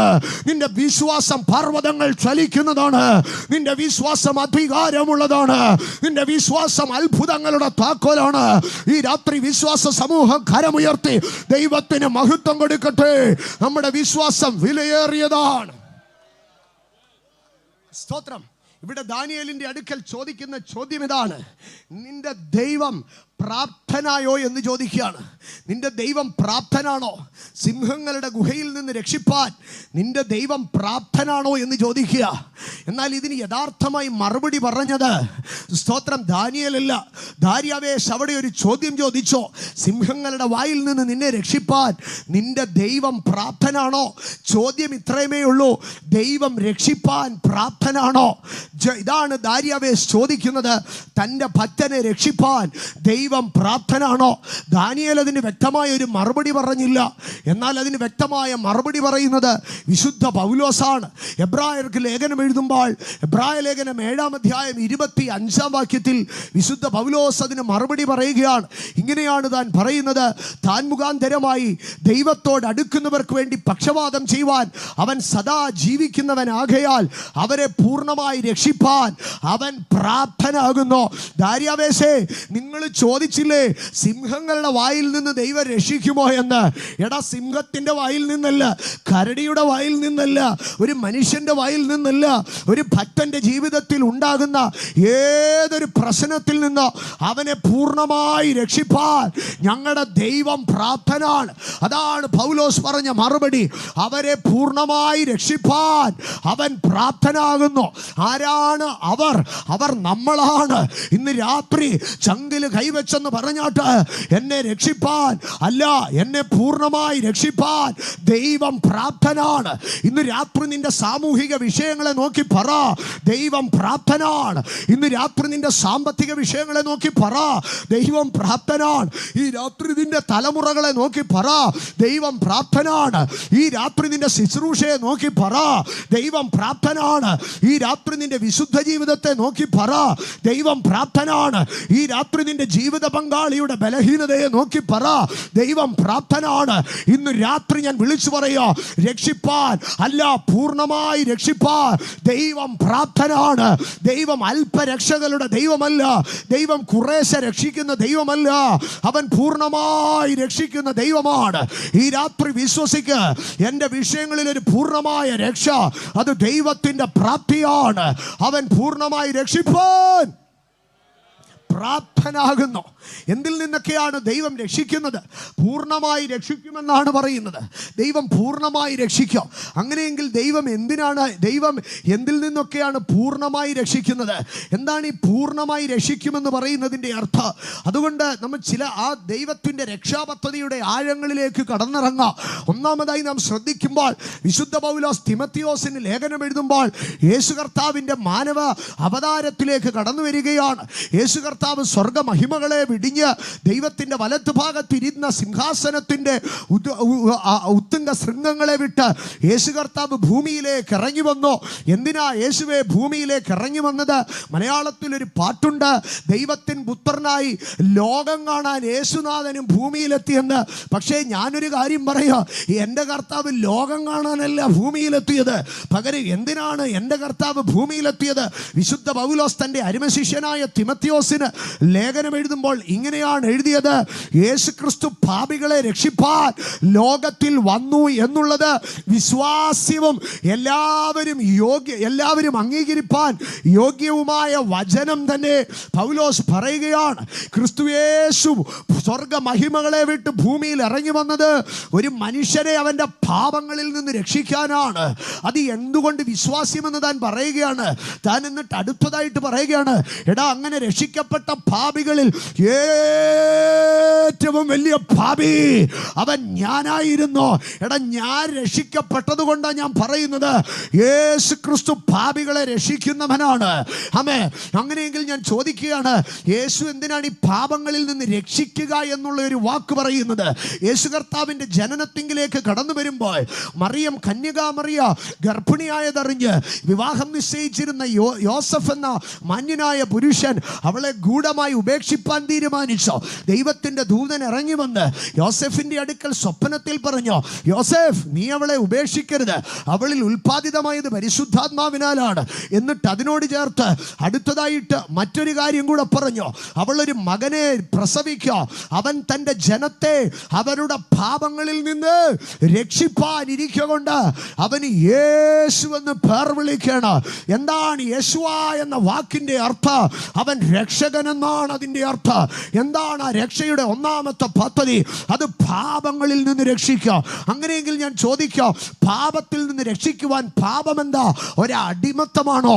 പാപം ഒരു അടിമത്തമാണോ? പാപം ഒരു സുഖമുള്ള വിഷയമല്ലേ? പാപം ഒരു മനോരസമുള്ള വിഷയമല്ലേ? പാപം ഒരു ആഘോഷമല്ലേ? പിന്നെന്തിനാ പാപത്തിൽ നിന്ന് രക്ഷിക്കുക എന്ന് പറയുന്നത്? മനുഷ്യന്റെ സ്വാതന്ത്ര്യമല്ലേ പാപം? മനുഷ്യന്റെ സന്തോഷമല്ലേ പാപം? അതിനകത്ത് എന്തിനാണ് മനുഷ്യൻ കയറി ഇടപെടുന്നതെന്ന് ചോദിക്കുക. നോ, പാപം മനുഷ്യന്റെ മനുഷ്യന്റെ ജീവിതത്തിൽ 4 ദോഷങ്ങളെ കൊണ്ടുവരാം. പാപം ഒരു മനുഷ്യന്റെ ജീവിതത്തിൽ 4 ദോഷങ്ങളെ കൊണ്ടുവരാം. എന്താണ് പാപം മനുഷ്യന്റെ ജീവിതത്തിൽ കൊണ്ടുവരുന്ന 4 ദോഷങ്ങൾ? ഒന്ന്, പാപം ഒരു മനുഷ്യന്റെ ജീവിതത്തിൽ സംഭവിക്കുമ്പോൾ അവന്റെ ആത്മാവിന് മരണം സംഭവിക്കാം. എന്താണ് ആത്മമരണം സംഭവിച്ചാൽ സംഭവിക്കുന്നത്? ഒരു മനുഷ്യന്റെ ആത്മാവ് കൊണ്ടാണ് ദൈവവുമായിട്ട് കണക്റ്റ് ആകുന്നത്. സ്തോത്രം. ദൈവം ആത്മാവാകുന്നു. ദൈവവുമായിട്ട് കണക്റ്റ് ആകണമെങ്കിൽ ഒരു മനുഷ്യനിൽ ആത്മാവുണ്ടാകണം. അപ്പോൾ അവന്റെ ആത്മമരണം അവന് സംഭവിച്ചു കഴിഞ്ഞാൽ അവന് ദൈവവുമായിട്ടുള്ള ബന്ധം നഷ്ടപ്പെട്ടു പോകുക. അതുകൊണ്ടാണ് എഫെസ്യർക്ക് എഴുതിയ ലേഖനം 2-ാം അധ്യായം 1-ാം വാക്യത്തിൽ പറയുന്നത്, അതിക്രമങ്ങളാലും പാപങ്ങളാലും നിങ്ങൾ മരിച്ചവരായിരുന്നു, പക്ഷേ ക്രിസ്തുവിൽ നിങ്ങൾ എന്തു ചെയ്തോ? ജീവിപ്പിക്കപ്പെട്ടോ. അങ്ങനെ ജീവിപ്പിക്കപ്പെട്ടു കഴിയുമ്പോൾ എന്തു സംഭവിക്കോ? അവന് ദൈവവുമായിട്ടൊരു കണക്ഷൻ കിട്ടോ. അവന് ദൈവത്തോട് സംസാരിക്കാൻ കഴിയോ. അവന് ദൈവത്തിന്റെ ശബ്ദം കേൾക്കാൻ കഴിയോ.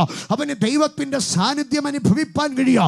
ഈ രാത്രി എന്നെ കേൾക്കുന്ന സ്നേഹിതരെ, സഹോദരങ്ങളെ, നിങ്ങൾക്കാർക്കെങ്കിലും ദൈവത്തിന്റെ അസ്തിത്വത്തെ തിരിച്ചറിയാൻ കഴിയുന്നില്ലെങ്കിൽ, ദൈവത്തിന്റെ മഹത്വത്തെ കാണുവാൻ കഴിയുന്നില്ലെങ്കിൽ, നിങ്ങളുടെ ആത്മാവ് മരിച്ചുപോയി. പാപത്തിന്റെ ശമ്പളം നിങ്ങളുടെ ആത്മാവിന്റെ മരണമായി പരിണമിച്ചോ. എന്നാൽ എഫെസ്യ ലേഖനം 2-ാം അധ്യായം തുടർന്ന് വായിക്കുമ്പോൾ പറയുന്നത്, കൃപയാൽ അവൻ നമ്മളെ രക്ഷിച്ചോ, സ്വർഗത്തിൽ ഇരുത്തി കൃപയുടെ മേൽ കൃപ നമ്മുടെ മേൽ തരികയാണ്. അതാണ് ഒരു മനുഷ്യന്റെ ജീവിതത്തിൽ പാപം സംഭവിക്കുമ്പോൾ അവന് ദൈവവുമായുള്ള ബന്ധം നഷ്ടപ്പെടും. 2, പാപം സുഖമല്ല. പാപം ഒരു മനുഷ്യനെ യാതനകളിലേക്ക് കൊണ്ടുപോകും. പാപം ഒരു മനുഷ്യന്റെ ജീവിതത്തിൽ അവന്റെ കഷ്ടതകളിലേക്ക് കൊണ്ടുപോകാം. മർക്കോസിന്റെ സുവിശേഷം 2-ാം അധ്യായം, യേശു കർത്താവ് കഫർനഹൂമിൽ വീട്ടിലുണ്ടെന്ന് നാട്ടിൽ ശ്രുതിയായി. ജനമെല്ലാം വീടിനകത്ത് തിങ്ങി നിറഞ്ഞു. അപ്പോൾ അകത്ത് കയറുവാൻ സ്ഥലമില്ലാതെ വീടിന്റെ മച്ചു പൊളിച്ച് 4 പേർ ചേർന്ന് പക്ഷപാത രോഗിയായ ഒരു മനുഷ്യനെ യേശുവിന്റെ മുമ്പിൽ കിടത്തി. അവന് കാലനക്കാൻ കഴിയത്തില്ല, അവന് കൈയനക്കാൻ കഴിയത്തില്ല, അവന് എഴുന്നേറ്റ് നടക്കാൻ കഴിയത്തില്ല, അവന് സ്വന്തമായി ഒന്നും ചെയ്യാൻ കഴിയത്തില്ല. അവന്റെ ജീവിതം യാതനയിലായി. യേശു കർത്താവ് അവനെ കണ്ടിട്ട് പറഞ്ഞു, നിന്റെ പാപങ്ങളിൽ നിന്ന് ഞാൻ നിന്നെ ഫ്രീ ആക്കുകയാണ്, പാപങ്ങളിൽ നിന്ന് ഞാൻ നിന്നെ സ്വതന്ത്രനാക്കുകയാണ്. യേശു അത് പറഞ്ഞ ഉടനെ, അവന്റെ പാപബന്ധനങ്ങൾ അഴിഞ്ഞ ഉടനെ അവൻ കിടക്കയിൽ നിന്ന് ചാടി എഴുന്നേറ്റോ. അവന്റെ ജീവിതത്തിന്റെ കഷ്ടം മാറി. ഇത് ആദിമ മനുഷ്യനായിരിക്കുന്ന ആദമും ഹവ്വയും പാപം ചെയ്ത നാളിൽ ദൈവം അവനോട് പറഞ്ഞു, നീ വിയർപ്പോടുകൂടെ ഉപജീവനം കഴിക്കുക, ഭൂമിയിൽ നിന്ന് മുള്ളും പറക്കാരെ മുളയ്ക്കുക, സ്ത്രീയെ നീ വേദനയോടെ മക്കളെ പ്രസവിക്കുക. ദൈവം വേദന എന്ന വാക്ക്, കഷ്ടമെന്ന വാക്ക് ആദ്യം ഉച്ചരിച്ചത് പാപത്തോട് ചേർന്നാണ്. ഇന്ന് രാത്രി ഞാൻ എന്നെ കേൾക്കുന്ന എൻ്റെ സഹോദരങ്ങളോട് വിളിച്ചു പറയട്ടെ, പാപം യാതനകളെ കൊണ്ടുവരും. പാപത്തിൻ്റെ ആരംഭം മനോഹരമായിരിക്കാം, പാപത്തിൻ്റെ ആരംഭം ഉല്ലാസമായിരിക്കാം, പക്ഷേ പാപത്തിൻ്റെ അവസാനം തകർച്ചയാണ്. ലോകത്തിൽ പാപികളായി ജീവിച്ച എത്രയോ മനുഷ്യരെ നിങ്ങളുടെ കണ്ണിൻ്റെ മുമ്പിൽ കാണാം. ഈ ദിവസങ്ങളിലെ പത്രവാർത്തകളിൽ നിറഞ്ഞു നിൽക്കുന്നത് കുളപ്പള്ളി പ്രവീൺ എന്ന് പറഞ്ഞ KP പ്രവീൺ എന്ന് പറയുന്ന ഒരുത്തൻ പാപത്തിന്റെ അഗാധതയിൽ ഇറങ്ങി, പാപത്തിന്റെ മനോരാജ്യങ്ങളിൽ അവൻ ആടിക്കളിച്ച്, അവൻ പേര് മാറ്റി പ്രവീൺ റാണ എന്ന് പറഞ്ഞ് വില കൂടിയ ആഡംബര കാറുകൾ വാങ്ങി, കയ്യും കാലും മൂക്കും വായും നിറച്ച് സ്വർണം ചുറ്റി അവൻ വേഷഭൂഷാദികളിൽ അവൻ നടന്നു. പക്ഷേ അവന്റെ ജീവിതം ഇന്ന് അലറി വിളിച്ച് കാരാഗ്രഹത്തിൽ ഒതുങ്ങി. എന്താടാ കാര്യം? അവൻ ഇന്ന് രാത്രി അവൻ്റെ അടുക്കൽ ചോദിച്ചാൽ അവൻ പറയോ, അയ്യോ പാപം ഭീകരമാണ്. 2 ആഴ്ച മുമ്പ് അവൻ്റെ അടുക്കൽ ചോദിച്ചിരുന്നെങ്കിൽ അവൻ പറഞ്ഞേനെ, അല്ല പാപം മനോഹരമാണ്. പക്ഷേ ഇന്ന് രാത്രി പാപത്തെ പച്ചവെള്ളം പോലെ കുടിക്കുന്ന, മയക്കുമരുന്നിലും മദ്യത്തിലോ ലോകത്തിന്റെ പാപ ഇമ്പങ്ങളിലോ ഇതാണ് സന്തോഷം, ഇതാണ് അടിച്ചുപൊളിപ്പെന്ന് പറയുന്ന സ്നേഹിതർ ഞങ്ങളെ കേൾക്കുന്നുണ്ടെങ്കിൽ ഇന്ന് രാത്രി വിളിച്ചു പറയുകയാണ്, പാപം മനോഹരമല്ല, അതിൻ്റെ അന്ത്യം ഭയങ്കര ഭയാനകമാണ്. ആകയാൽ ഈ രാത്രി ഞങ്ങൾ വിളിച്ചു പറയുകയാണ്, നീ നിന്റെ പാപങ്ങളിൽ നിന്ന് രക്ഷിക്കപ്പെടേണോ, പാപങ്ങളിൽ നിന്ന് രക്ഷിക്കപ്പെടേണോ. പാപത്തിന്റെ ഒന്നാമത്തേത്, അത് ദൈവവുമായിട്ടുള്ള കണക്ഷൻ നഷ്ടപ്പെടും, അവൻ്റെ ആത്മാവ് മരിക്കുക. 2, പാപം സംഭവിച്ചു കഴിഞ്ഞാൽ അവൻ്റെ ജീവിതത്തിന്റെ സുഖങ്ങൾ നഷ്ടപ്പെട്ടു പോകുക. 3, പാപം സംഭവിച്ചു കഴിഞ്ഞാൽ അവൻ്റെ ശരീരം മരണത്തിന് അധീനമായി തീരുക. എല്ലാ മനുഷ്യനും മരിക്കാന്നോ? എന്താണ് കാരണം? ഏകന്റെ ലംഘനത്താൽ മരണം ആ ഏകൻ മുഖാന്തരം വന്നോ. ഒരുവന്റെ പാപത്താൽ സകല മനുഷ്യനിലും മരണം കടന്നു വന്നോ. ഇന്ന് രാത്രി ഞാൻ വിളിച്ചു പറയുക, ഏതൊരു മനുഷ്യനും മരിക്കുന്നതിൻ്റെ കാരണം ദുഃഖവും വിലാപവും ഒരു കുടുംബത്തിൽ വരുന്ന ഏറ്റവും ഭീകരമായ അവസ്ഥ മരണമാണ്. എന്തുകൊണ്ടാണ് മനുഷ്യൻ മരിക്കുന്നത്? മനുഷ്യൻ മരിക്കുന്നത് പ്രകൃതിയുടെ നിയമമല്ല, പകരം മനുഷ്യൻ മരിക്കുന്നത് മനുഷ്യന്റെ പാപമാണ്. എന്നാൽ യേശു കർത്താവ് ഭൂമിയിലേക്ക് ഇറങ്ങി വന്ന് ദൂതന്മാരെക്കാൾ അല്പം താഴ്ച വന്നവനായ യേശു മരണം ആസ്വദിച്ച് പാപത്തിന്റെ ശിക്ഷ തന്റെ ശരീരത്തിൽ ഏറ്റിട്ട് അവൻ കല്ലറകളെ തുറന്ന് പുറത്തു വന്നിട്ട് താൻ പറഞ്ഞ വാക്യത്തെ ഉറപ്പിച്ചോ, എന്നിൽ വിശ്വസിക്കുന്നവൻ മരിച്ചാലും ജീവിക്കുക. ഇന്ന് രാത്രി ഞാൻ വിളിച്ചു പറയാ, യേശു രക്ഷകനാണ്.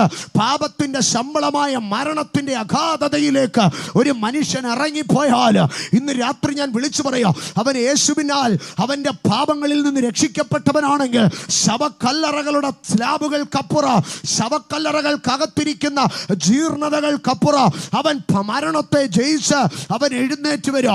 ഞാൻ കുറച്ചും കൂടെ സിംപ്ലിഫൈ ആയിട്ട് ആ സെന്റൻസ് പറയാ, ഒരുത്തൻ പാപത്തെ ജയിച്ചാൽ അവൻ മരണത്തെയും ജയിക്കുക. ഈ രാത്രി ഞാൻ പറയട്ടെ, ഒരുത്തൻ പാപത്തിൽ നിന്ന് രക്ഷിക്കപ്പെട്ടാൽ അവൻ മരണത്തിൽ നിന്നും രക്ഷിക്കപ്പെടുക. ആകയാൽ പാപം ഒന്ന്, ഒരു മനുഷ്യനെ ആത്മമരണം സംഭവിക്കുക. രണ്ട്, പാപം ഒരു കുടുംബത്തെ, ഒരു വ്യക്തിയെ കഷ്ടതയിലേക്ക് കൊണ്ടുപോകുക. മൂന്ന്, പാപം ഒരു മനുഷ്യന്റെ ശരീരത്തെ കൊല്ലുക. നാല്, പാപം ഒരു മനുഷ്യനെ നിത്യമരണത്തിലേക്ക്, രണ്ടാം മരണത്തിലേക്ക് കൊണ്ടുപോകുക. വെളിപ്പാട് പുസ്തകം 21 അധ്യായം 8 വാക്യത്തിലേക്ക് വരുമ്പോൾ 8 കൂട്ടം പാപങ്ങളെ കുറിച്ച് പറഞ്ഞിട്ട് പറയുകയാണ്, അവരെ തീയും ഗന്ധകവും കത്തുന്ന പൊയ്കയിലേക്ക് എറിഞ്ഞുകളയുക. എന്നിട്ട് അതിനോട് ചേർത്ത് പറയുകയാണ്, ഇത് രണ്ടാമത്തെ മരണം, അറയ്ക്കപ്പെട്ടവർ, കുലപാതകന്മാർ എന്ന് തുടങ്ങി 8 കൂട്ടം പാപങ്ങളെ പറഞ്ഞിട്ട് പറയുകയാണ്, ഇവരെ തീയും ഗന്ധകവും കത്തുന്ന പൊയ്കയിലേക്ക് തള്ളിയിടുക. ഇത് രണ്ടാമത്തെ മരണം. ഇന്ന് രാത്രി എന്നെ കേൾക്കുന്ന ദൈവവൈതലേ, ഇന്ന് രാത്രി എന്നെ കേൾക്കുന്ന സ്നേഹിത സഹോദര, പാപം ഇന്ന് നിനക്ക് മനോഹരമായി തോന്നിയേക്കാം. പക്ഷേ പാപത്തിന്റെ അന്ത്യം എന്താണെന്നറിയാമോ? കെടാത്ത തീയും ചാകാത്ത പുഴുവുമുള്ള നരകത്തിന്റെ ഭീകരതയാണ്. ഇന്ന് രാത്രി ഞാൻ വിളിച്ചു പറയോ, പാപത്തിൽ നിന്ന് ഒരുത്തൻ രക്ഷിക്കപ്പെട്ടാൽ അവൻ നരകത്തിൽ നിന്ന് രക്ഷിക്കപ്പെട്ടോ. ഇന്ന് രാത്രി എത്ര പേർ എന്നോട് ചേർന്നത് ഏറ്റു പറയോ, പാപത്തിൽ നിന്ന് ഒരുത്തൻ രക്ഷിക്കപ്പെട്ടാൽ അവൻ നരകത്തിൽ നിന്ന് രക്ഷിക്കപ്പെടുകയാണ്. ഹല്ലേലൂയ. അതുകൊണ്ടാണ് പറയുന്നത്, പാപത്തിൽ നിന്ന് രക്ഷിക്കപ്പെടണമെന്ന് പറയുക. പാപത്തിൽ നിന്ന് രക്ഷിക്കപ്പെടണം. കാരണം പാപത്തിന്റെ 4 അനന്തരഫലങ്ങളെ ഞാൻ പറഞ്ഞു. എന്നാൽ പാപത്തിന്റെ അനന്തരഫലങ്ങൾ കൊണ്ട് മാത്രമല്ല പാപത്തിൽ നിന്ന് രക്ഷിക്കപ്പെടണമെന്ന് പറയുന്നത്. പാപത്തിന്റെ മുഖം വേറെയാണ് സഹോദരങ്ങളെ. പാപം എന്താണെന്നറിയാമോ? പാപം ഒരു അധികാരമാണ്. അതുകൊണ്ടാണ് റോമാർക്ക് ലേഖനം എഴുതുമ്പോൾ വിശുദ്ധ പൗലോസ് 6 അധ്യായം 6 വാക്യത്തിൽ പറഞ്ഞു, നാം ഇനി പാപത്തിന് അടിമപ്പെടാതെ വേണോ, പാപത്തിന് അടിമപ്പെടാതെ വേണോ. ആകയാൽ പാപം ചെയ്യുന്ന ഒരു വ്യക്തി പാപവുമായിട്ട് സമരസപ്പെട്ട് ഞാനും പാപവും ഭായി ഭായി അല്ല, പകരം എന്താണെന്നറിയാമോ? പാപം എൻ്റെ യജമാനനാണെങ്കിൽ മാത്രമേ ഞാനൊരു പാപിയാകത്തുള്ളൂ.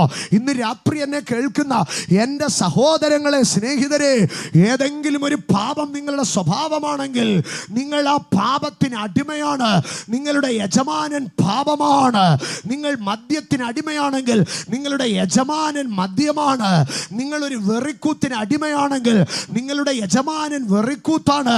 നിങ്ങളൊരു പകയ്ക്ക് അടിമയാണെങ്കിൽ, നിങ്ങളെ ഭരിക്കുന്നത് കോപമാണെങ്കിൽ നിങ്ങളുടെ യജമാനൻ പാപം, ആ കോപമാണ്. ഈ രാത്രി തിരിച്ചറിയണോ?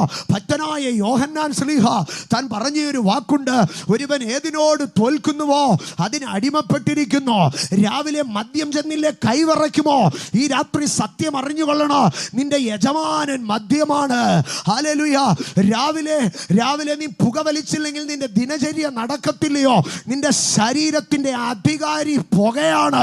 ഇന്ന് രാത്രി എന്നെ കേൾക്കുന്ന സഹോദര, സ്നേഹിത, നീ പാപത്തിന് അടിമപ്പെട്ടു പോകരുത്. നീ പാപത്തിന് അടിമപ്പെട്ടു പോകരുത്. പക്ഷേ പാപത്തിന് അടിമയായി ഇരുന്നാൽ ഒരു മനുഷ്യൻ എങ്ങനെ പുറത്തു വരാൻ കഴിയുക? അവിടെയാണ് പറഞ്ഞത്, അവൻ പൂർണ്ണമായി രക്ഷിപ്പാൻ പ്രാപ്തനാകുന്നു.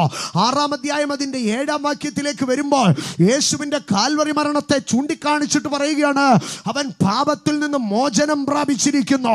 അതിന് ഇംഗ്ലീഷിൽ പറയുന്നത് ഫ്രീഡ് ഫ്രം ദ സിൻസ് എന്നാണ് പറയുന്നത്. പാപത്തിൽ നിന്ന് അവൻ സ്വാതന്ത്ര്യം പ്രാപിച്ചിരിക്കുന്നു. ഈ രാത്രി ഞങ്ങൾ പ്രസംഗിക്കുന്ന യേശു, അവൻ പാപത്തിൽ നിന്ന് സ്വാതന്ത്ര്യം വരുത്തുന്നവനാണ്. പാപം അതിൻ്റെ പാപം നിങ്ങളുടെ മർത്യ ശരീരത്തിൽ അതിൻ്റെ മോഹങ്ങളെ അനുസരിക്കുമാർ ഇനി വാഴരുത്. ഒരു മനുഷ്യൻ മോഹത്തിന്, ഏതെങ്കിലും ഒരു മോഹം അവനെ വഴി നടത്തുകയാണെങ്കിൽ അവനെ വാഴുന്നത് ആരാണെന്നറിയാമോ? അവനെ വാഴുന്നത് പാപമാണ്. സഹോദരങ്ങളെ, എല്ലാ പാപങ്ങളും മനുഷ്യൻ ആഗ്രഹിച്ച് ചെയ്യുന്ന പാപങ്ങളല്ല. മനുഷ്യൻ പാപം ചെയ്യുന്നത് പലപ്പോഴും പാപത്തിന് അടിമയായതുകൊണ്ടാണ്. മനുഷ്യൻ പാപം ചെയ്യുന്നത് അവൻ പാപത്തിന് അടിമയായതുകൊണ്ടാണ്. ഒരു മദ്യപാനി വീട്ടിൽ വന്ന് രാത്രി തല്ലിത്തകർത്ത് ഭാര്യയ്ക്ക് ഇടിയും കൊടുക്കുക. രാവിലെ നോക്കുമ്പോൾ ഭാര്യയുടെ മുഖം വീർത്ത് കവിള് വീർത്തിരിക്കുന്നത് കാണാം. കുഞ്ഞുങ്ങളിങ്ങനെ പേടിച്ചരണ്ട് അപ്പനെ നോക്കുന്നത് കാണാം. വീട്ടിലെ സാധനങ്ങളൊക്കെ തകർന്നു കിടക്കുന്നത് കാണാം. ഉറക്കമുണരുന്ന മനുഷ്യൻ ആദ്യം മനസ്സിൽ ചിന്തിക്കുന്നത് എന്താണെന്നറിയാമോ? ഇന്നലെ രാത്രി ആകെ ഞാൻ ബോറാക്കി കളഞ്ഞു, ഇന്ന് ഏതായാലും കുഴപ്പമുണ്ടാക്കരുതെന്ന്. പക്ഷെ വൈകിട്ട് 5 മണി കഴിയുമ്പോൾ അവനറിയാതെ അവൻ അതിലേക്ക് പോകുക. തലേ ദിവസത്തെ കാര്യം അതുപോലെ സംഭവിക്കുക. എന്താണ് കാരണം? അവനെ ഭരിക്കുന്നത് ഒരു പാപമാണ്. അതുകൊണ്ടാണ് റോമർക്ക് ലേഖനം എഴുതുമ്പോൾ പൗലോസ് പറഞ്ഞൊരു ഭാഗമുണ്ട്, 7-ാം അധ്യായം അതിൻ്റെ 17-ാം വാക്യത്തിൽ, ആകയാൽ അതിനെ പ്രവർത്തിക്കുന്നത് ഞാനല്ല, എന്നിൽ വസിക്കുന്ന പാപമത്രേ. ഈ രാത്രി എന്നെ കേൾക്കുന്ന സഹോദരങ്ങളെ, നിങ്ങളിത് പറഞ്ഞാൽ പലരും അംഗീകരിക്കത്തില്ലായിരിക്കുക.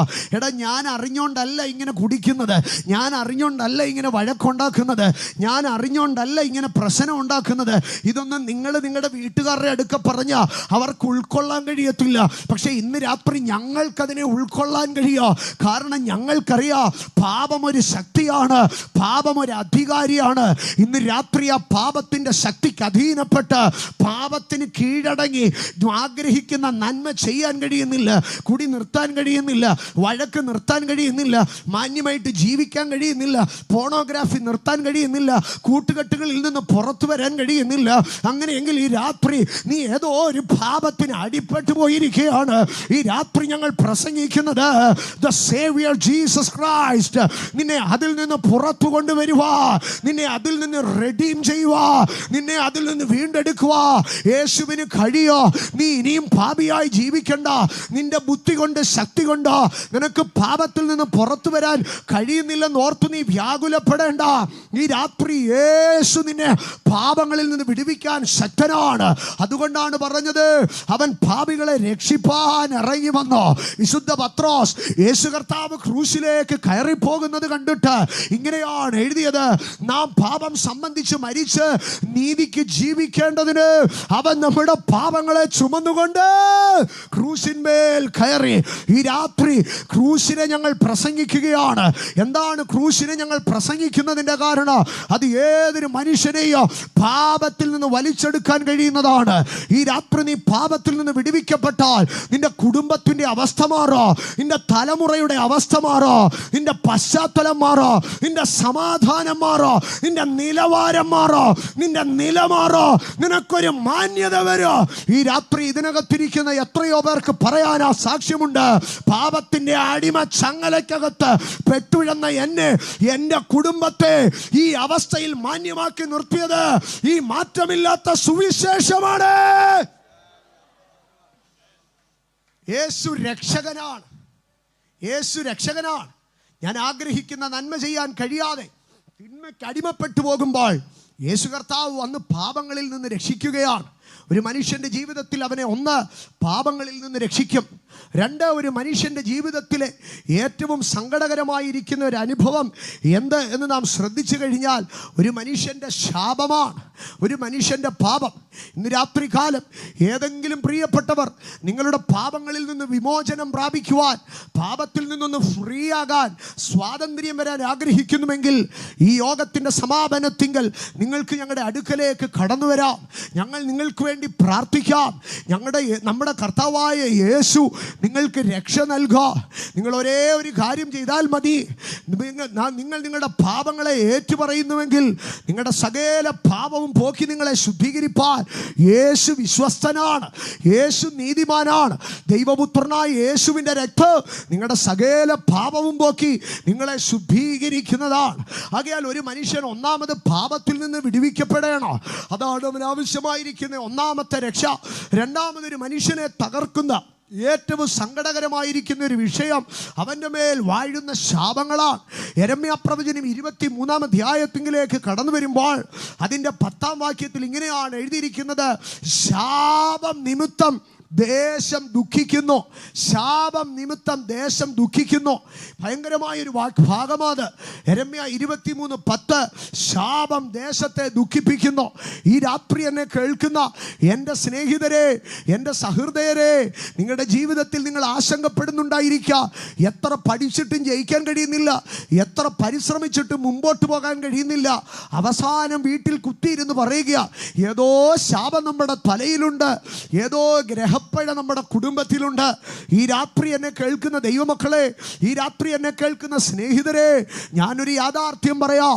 ഒരു മനുഷ്യനും ശാപത്തിൻ്റെ നടുച്ചുഴിയിൽ അവൻ എന്നും ശാപഗ്രസ്തനായി തകർന്നു പോകുവാൻ, അവൻ ശപിക്കപ്പെട്ടവനായി മരിക്കാൻ യേശു ആഗ്രഹിക്കുന്നില്ല.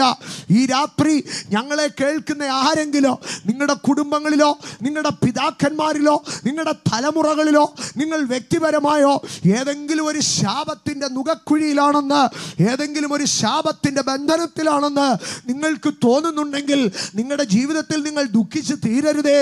ഞങ്ങൾ യേശുവിനെ പ്രസംഗിക്കുകയാണ്. എന്താണ് ഞങ്ങൾ പ്രസംഗിക്കുന്ന യേശുവിൻ്റെ പ്രത്യേകത? അവന് നിങ്ങളെ ശാപങ്ങളിൽ നിന്ന് വിടുവിപ്പാൻ കഴിയോ? നിങ്ങളുടെ കുടുംബത്തിലോ, നിങ്ങളുടെ തലമുറകളിലോ, നിങ്ങളുടെ പിതാക്കന്മാരിലോ, നിങ്ങളുടെ പാരമ്പര്യത്തിലോ ഏത് ശാപവുമാകട്ടെ, രോഗത്തിന് കാരണമായ ശാപമാകട്ടെ, ഏത് സങ്കടത്തിന് കാരണമായ ശാപമാകട്ടെ, യേശു നിങ്ങളെ ആ ശാപത്തിൽ നിന്ന് പുറത്തെടുക്കുക.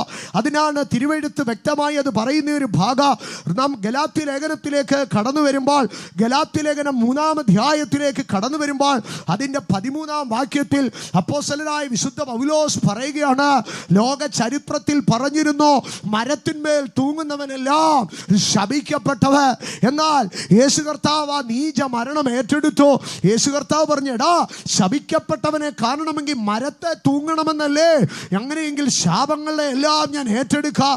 യേശു കർത്താവ് ഇരു കള്ളന്മാരുടെ നടുവിൽ ഗൊൽഗോത്തയുടെ ഗിരിമുകളിൽ ഇരുകൈയും വിരിച്ച് 3 കാരിരുമ്പാണികളിൽ തൻ്റെ ശരീരത്തെ തൂക്കിയിട്ട് കാൽവരി ക്രൂശിൽ ഒരു മനുഷ്യക്കോലമെന്ന് തോന്നാതെ വേണ്ട ശാപമരക്കുരിശിന്മേൽ തൂങ്ങി ആടിയപ്പോൾ വഴിപോക്കരൊക്കെയും പരിഹസിച്ച് ശാപത്തിൻ്റെ നിന്നാപാത്രമായി യേശു തൂങ്ങിക്കിടക്കുമ്പോൾ യേശു മാനവരാശിയോട് വിളിച്ചു പറയുകയായിരുന്നു, ദൈവത്തിൻ്റെ അനുഗ്രഹപാത്രമായിരുന്ന ക്രിസ്തു, ദൈവത്തിൻ്റെ അനുഗ്രഹ പുരുഷനായിരുന്ന ക്രിസ്തു, ദൈവത്തിൻ്റെ പൊന്നോമന പുത്രനായിരുന്ന യേശു, സ്വർഗത്തിലെ രാജകുമാരനായ യേശു ഈ ശാപക്കോലമായത് നീ ശാപം അനുഭവിക്കാതിരിക്കേണ്ടതിനാണ്. ഈ രാത്രി ഞങ്ങളെ കേൾക്കുന്നവരെ, ലക്ഷങ്ങൾ വേണ്ട നിന്റെ ശാപം മാറ്റാ, ഉരുളണ്ട നിന്റെ ശാപം മാറ്റാ, നീ കരയണ്ട നിന്റെ ശാപം കൊണ്ട്. ഈ രാത്രി യേശു നിന്നെ വിളിക്കുകയാണ്. നിനക്ക് ഒരു രക്ഷകനുണ്ട്, നിന്റെ ശാപങ്ങളിൽ നിന്ന് നിന്നെ രക്ഷിക്കുവാൻ. ശാപം ഒരു പക്ഷേ നിങ്ങളുടെ കുടുംബത്തിലെ മാറാത്ത രോഗമായിരിക്കാം. ശാപം ഒരു പക്ഷേ നിങ്ങൾ വീട് വിട്ട് ഒരു സ്വന്തമായ ഭവനമില്ലാത്ത അവസ്ഥയായിരിക്കാം. ശാപം ഒരു പക്ഷേ നിങ്ങളുടെ മക്കളെല്ലാം തമ്മിൽ തല്ലുന്നതായിരിക്കാം. ശാപം ഒരു പക്ഷേ നിങ്ങളുടെ വീട്ടിൽ നിന്ന് ഇറങ്ങാത്ത കുടിയും ബഹളവുമായിരിക്കാം. ശാപം ഒരു പക്ഷേ നിങ്ങളുടെ ജീവിതത്തെ നരകമാക്കി തീർക്കുന്ന എന്തെങ്കിലുമായിരിക്കാം.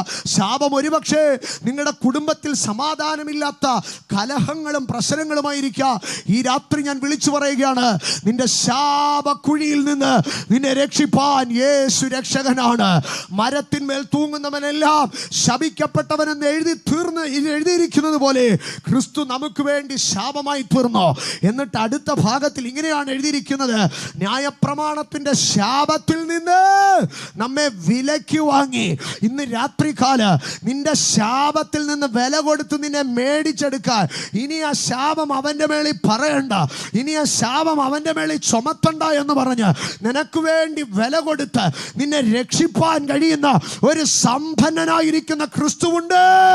ഈ രാത്രി നിന്നെ ശാപഗ്രസ്തം, നിന്റെ ശാപത്തിൻ്റെ ബന്ധന എത്ര കൊടൂര വിലയുള്ളതാകട്ടെ, ഇന്ന് രാത്രി നിനക്ക് മറുവില കൊടുത്ത് ശാപബന്ധനത്തിൽ നിന്ന് നിന്നെ പുറത്തു കൊണ്ടുവരുവാൻ കഴിയുന്ന ഒരു യേശുവുണ്ട്.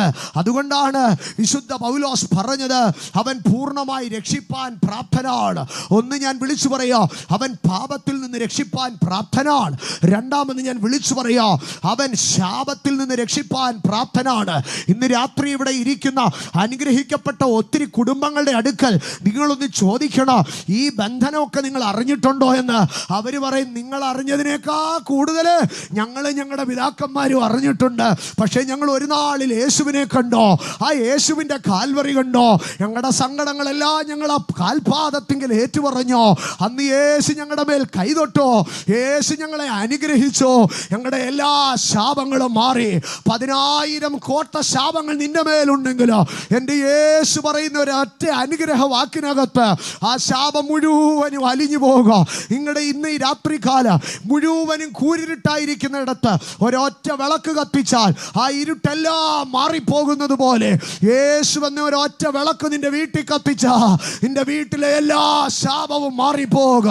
ഈ രാത്രി നിന്റെ ശാപത്തിൽ നിന്ന് നിന്നെ രക്ഷിക്കാൻ വില കൊടുക്കാൻ കഴിയുന്ന യേശുവിനെയാണ് ഞങ്ങൾ പ്രസംഗിക്കുന്നത്. ഈ രാത്രിയെ യേശു ശാപങ്ങളിൽ നിന്ന് രക്ഷിക്കുന്നവനാണെന്ന് ഉറപ്പുള്ളവർ കരമുയർത്തി ദൈവത്തിനൊരു നന്ദി പറഞ്ഞേ. സ്തോത്ര.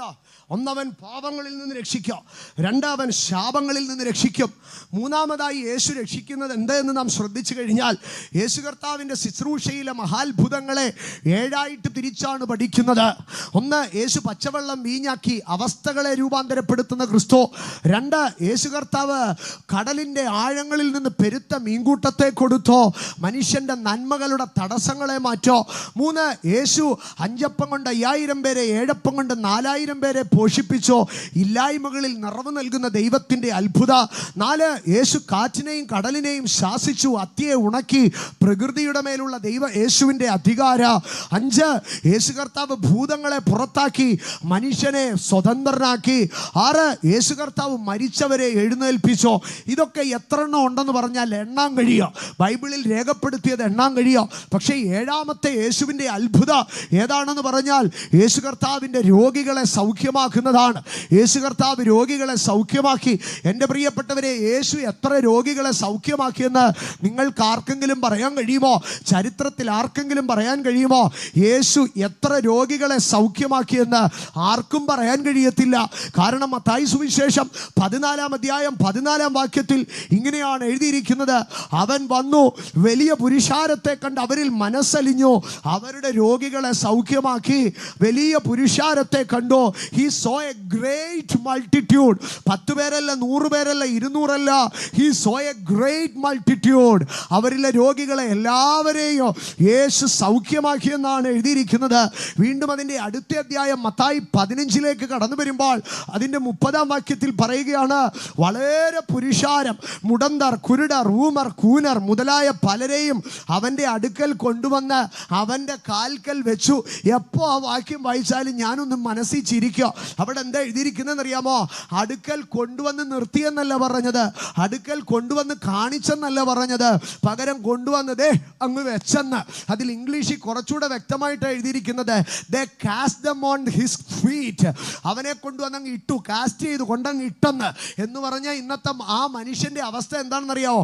കൊണ്ടിടത്തക്കവണ്ണമുള്ള ഒരു ഭാരമായിരുന്നു ആ മനുഷ്യർ. എന്താണ് അവരൊക്കെ ഭാരമായി പോയത്? അവരുടെയൊക്കെ രോഗങ്ങളായിരുന്നു. എന്നാൽ യേശു കർത്താവ് അവരെ ആരെയും വെറുതെ വിട്ടില്ല. യേശു കർത്താവ് അവരുടെ രോഗങ്ങളെയൊക്കെ സൗഖ്യമാക്കി. എന്നാൽ പിൽക്കാലത്ത് ഈ രോഗസൗഖ്യത്തെ നോക്കിയിട്ട് യാക്കോബ് അപ്പോസ്തലൻ പറഞ്ഞ ഒരു ഭാഗമുണ്ട്, എന്നാൽ വിശ്വാസത്തോടു കൂടിയ പ്രാർത്ഥന ദീനക്കാരനെ രക്ഷിക്കും. ദീനക്കാരനെ രക്ഷിക്കും. ഈ രാത്രി യേശു രക്ഷകനാണ്. ഏതിൽ നിന്നാണ് യേശു രക്ഷിക്കുന്നത്? യേശു സകല രോഗങ്ങളിൽ നിന്നോ നിങ്ങളെ രക്ഷിക്കുന്നവനാണ്. ഏത് രോഗത്തിൽ നിന്നൊക്കെ യേശുവിന് സൗഖ്യമാക്കാൻ കഴിയോ? ഏതൊക്കെ രോഗങ്ങൾ യേശു സൗഖ്യമാക്കോ? 103-ാം സങ്കീർത്തനത്തിലേക്ക് കടന്നു വരുമ്പോൾ ഒറ്റവാക്കിൽ ഞാനതിന് മറുപടി പറയാം, അവൻ നിന്റെ സകല രോഗങ്ങളോ സൗഖ്യമാക്കുന്നു. ഈ രാത്രി ഞങ്ങളെ കേൾക്കുന്ന ഞങ്ങളുടെ സഹോദരങ്ങളെ, നിങ്ങളുടെ ജീവിതത്തിലെ ഏത് അവസ്ഥ ഏത് രോഗവുമാകട്ടെ, ഹൃദയമോ ഉദരമോ നിങ്ങളുടെ അസ്ഥിയോ ത്വക്കോ ഉച്ച മുതലുള്ള അങ്കാൽ വരെ നിങ്ങൾ നശിപ്പിക്കപ്പെടുന്ന ബാധിക്കപ്പെടുന്ന ഏത് രോഗവുമാകട്ടെ, ഈ രാത്രി ഞങ്ങൾ വിളിച്ചു പറയുകയാണ്, യേശു രക്ഷകനാണ്. ഈ വചന ശുശ്രൂഷ ചില സമയങ്ങൾക്കകം ചില നിമിഷങ്ങൾക്കകം അവസാനിക്കുക. അതിനുശേഷം ആരാധനയിലേക്ക് പ്രവേശിക്കുക. അതിഭയങ്കരമായ ദൈവ സാന്നിധ്യം ഇതിനകത്ത് വ്യാപരിക്കുക. ദൈവിക രോഗശാന്തി ഇതിനകത്ത് വെളിപ്പെടുക. ഏത് രോഗവുമായി നിങ്ങൾ ഇതിനകത്ത് വന്നിട്ടുണ്ടെങ്കിലോ, ഞങ്ങൾക്ക് സമീപം നിന്ന് കേൾക്കുന്നുണ്ടെങ്കിലോ, നിങ്ങൾ ധൈര്യത്തോടെ ഞങ്ങളുടെ അടുക്കലേക്ക് കടന്നു വാ. നിങ്ങൾ ഒരിക്കലും ആ രോഗത്തിന് ഇനി അടിമയായിരിക്കരുത്. യേശു നിങ്ങളെ രോഗങ്ങളിൽ നിന്ന് രക്ഷിക്കുക. തലമുറയായി നിങ്ങളെ അലട്ടുന്ന രോഗ, ഇന്ന പ്രായത്തിൽ മരിച്ചു പോകുമെന്ന് പറയുന്ന രോഗ, ഇന്ന വയസ്സിൽ നീ തീരുമെന്ന് പറയുന്ന രോഗ, ഇല്ല നീ മരിക്കത്തില്ല, ഇല്ല നീ രോഗിയായി കിടക്കത്തില്ല. കാരണം യേശു രക്ഷകനാണ്. അവൻ നിന്റെ രോഗങ്ങളിൽ നിന്ന് നിന്നെ രക്ഷിക്കുക. വിശ്വാസത്തോടുകൂടിയ പ്രാർത്ഥന ദീനക്കാരനെ രക്ഷിക്കുക.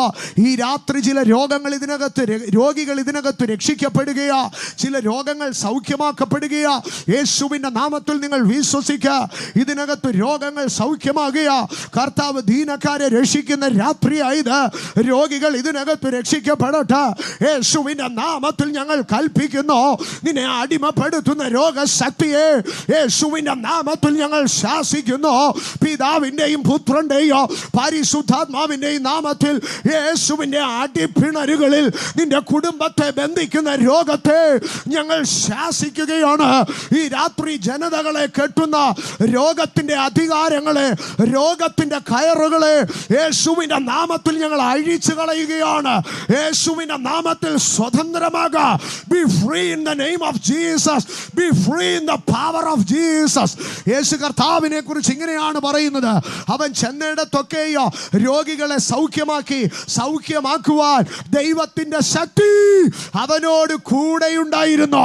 ഈ രാത്രി ദൈവത്തിൻ്റെ ശക്തി ഇതിനകത്തുണ്ട്. നീ തിരികെ രോഗിയായി മടങ്ങി പോകത്തില്ല. The healing power is moving. Jesus. Rakolia. Rambara Haturania. ഞാൻ ഒരൊറ്റ കാര്യം കൂടെ പറഞ്ഞ് വചന ശുശ്രൂഷ വിടുതൽ ശുശ്രൂഷയിലേക്ക് കൈമാറാൻ പോവുകയാണ്. പ്രസംഗം കഴിഞ്ഞ് ഇവിടെ മീറ്റിംഗ് തീരത്തില്ല കേട്ടോ. പ്രസംഗം കഴിഞ്ഞ് ഇതിനകത്തൊരു വലിയ വിടുതലിൻ്റെ സമയങ്ങൾ നടക്കും. അഭിഷക്തർ ദൈവമക്കൾ പ്രാർത്ഥിച്ചു കൊണ്ടിരിക്കണം. മേഘം പോലെ ഒരു സാന്നിധ്യം ഇതിനകത്ത് ഇറങ്ങുന്നു. ചിറക് വിരിച്ച കെരൂബുകൾ ഇതിനകത്ത് നിൽക്കുന്നു. യേശു ചില രോഗികളെ കണ്ട് മനസ്സലിഞ്ഞിരിക്കുന്നു. വർഷപ്പഴക്കമുള്ള രോഗങ്ങൾ ഇതിനകത്ത് അഴിഞ്ഞു മാറട്ടെ. നിവരാത്ത അസ്ഥികൾ നിവരട്ടെ. ചലിക്കാത്തത് ചലിക്കട്ടെ. In the mighty name of Jesus, we rebuke the power of sickness. We rebuke the spirit of sickness. യേശുവിന്റെ നാമത്തിൽ രോഗത്തിന്റെ ബന്ധനങ്ങൾ അഴിഞ്ഞു പോകട്ടെ. രോഗത്തിന്റെ ആത്മാക്കൾ വിട്ടുപോകട്ടെ. പാപത്തിന്റെ അന്ധകാരങ്ങൾ മാറിപ്പോകട്ടെ. ശാപത്തിന്റെ കെട്ടുകൾ നീങ്ങിപ്പോകട്ടെ. യേശുവിന്റെ രക്ഷാ പദ്ധതി ഇതിനകത്ത് വെളിപ്പെടട്ടെ. ജീസസ്. ദൈവത്തിന്റെ രക്ഷാപദ്ധതി 3 ഭാഗമാണ്. ഒന്ന്, എഫെസ്യ ലേഖനത്തിൽ ഞാൻ മുൻപേ പറഞ്ഞു, എഫെസ്യ ലേഖനം 2:5-8 വാക്യങ്ങളിൽ പറയുന്നത്, കൃപയാലല്ലോ നാം വിശ്വാസം മൂലം രക്ഷിക്കപ്പെട്ടിരിക്കുന്നു. നമ്മൾ രക്ഷിക്കപ്പെട്ടിരിക്കുന്നു. We have been saved. രക്ഷിക്കപ്പെട്ടു. നമ്മൾ പ്രാപിച്ച ഒരു രക്ഷയുണ്ട്. എന്നാൽ അവിടെ കൊണ്ട് രക്ഷാപദ്ധതി പൂർണ്ണമാകുന്നില്ല. അടുത്തതായി നാം വായിക്കുമ്പോൾ ക്രൂശിൻ്റെ വചനം നശിച്ചു പോകുന്നവർക്ക് ഭോഷത്വമാണ്, പക്ഷേ രക്ഷിക്കപ്പെടുന്ന നമുക്കോ. അപ്പോൾ അവിടെ രക്ഷ എന്താണ്? അതൊരു പാസ്റ്റ് ടെൻസ് അല്ല പറയുന്നത്. അവിടെ പറയാണ് ബീയിങ് സേവ്ഡ്. നമ്മൾ രക്ഷിക്കപ്പെട്ടുകൊണ്ടേ ഇരിക്കുകയാണ്. ഇന്ന് രാത്രികാലം ഇതിനകത്ത് രക്ഷാപദ്ധതി നടന്നുകൊണ്ടേയിരിക്കും.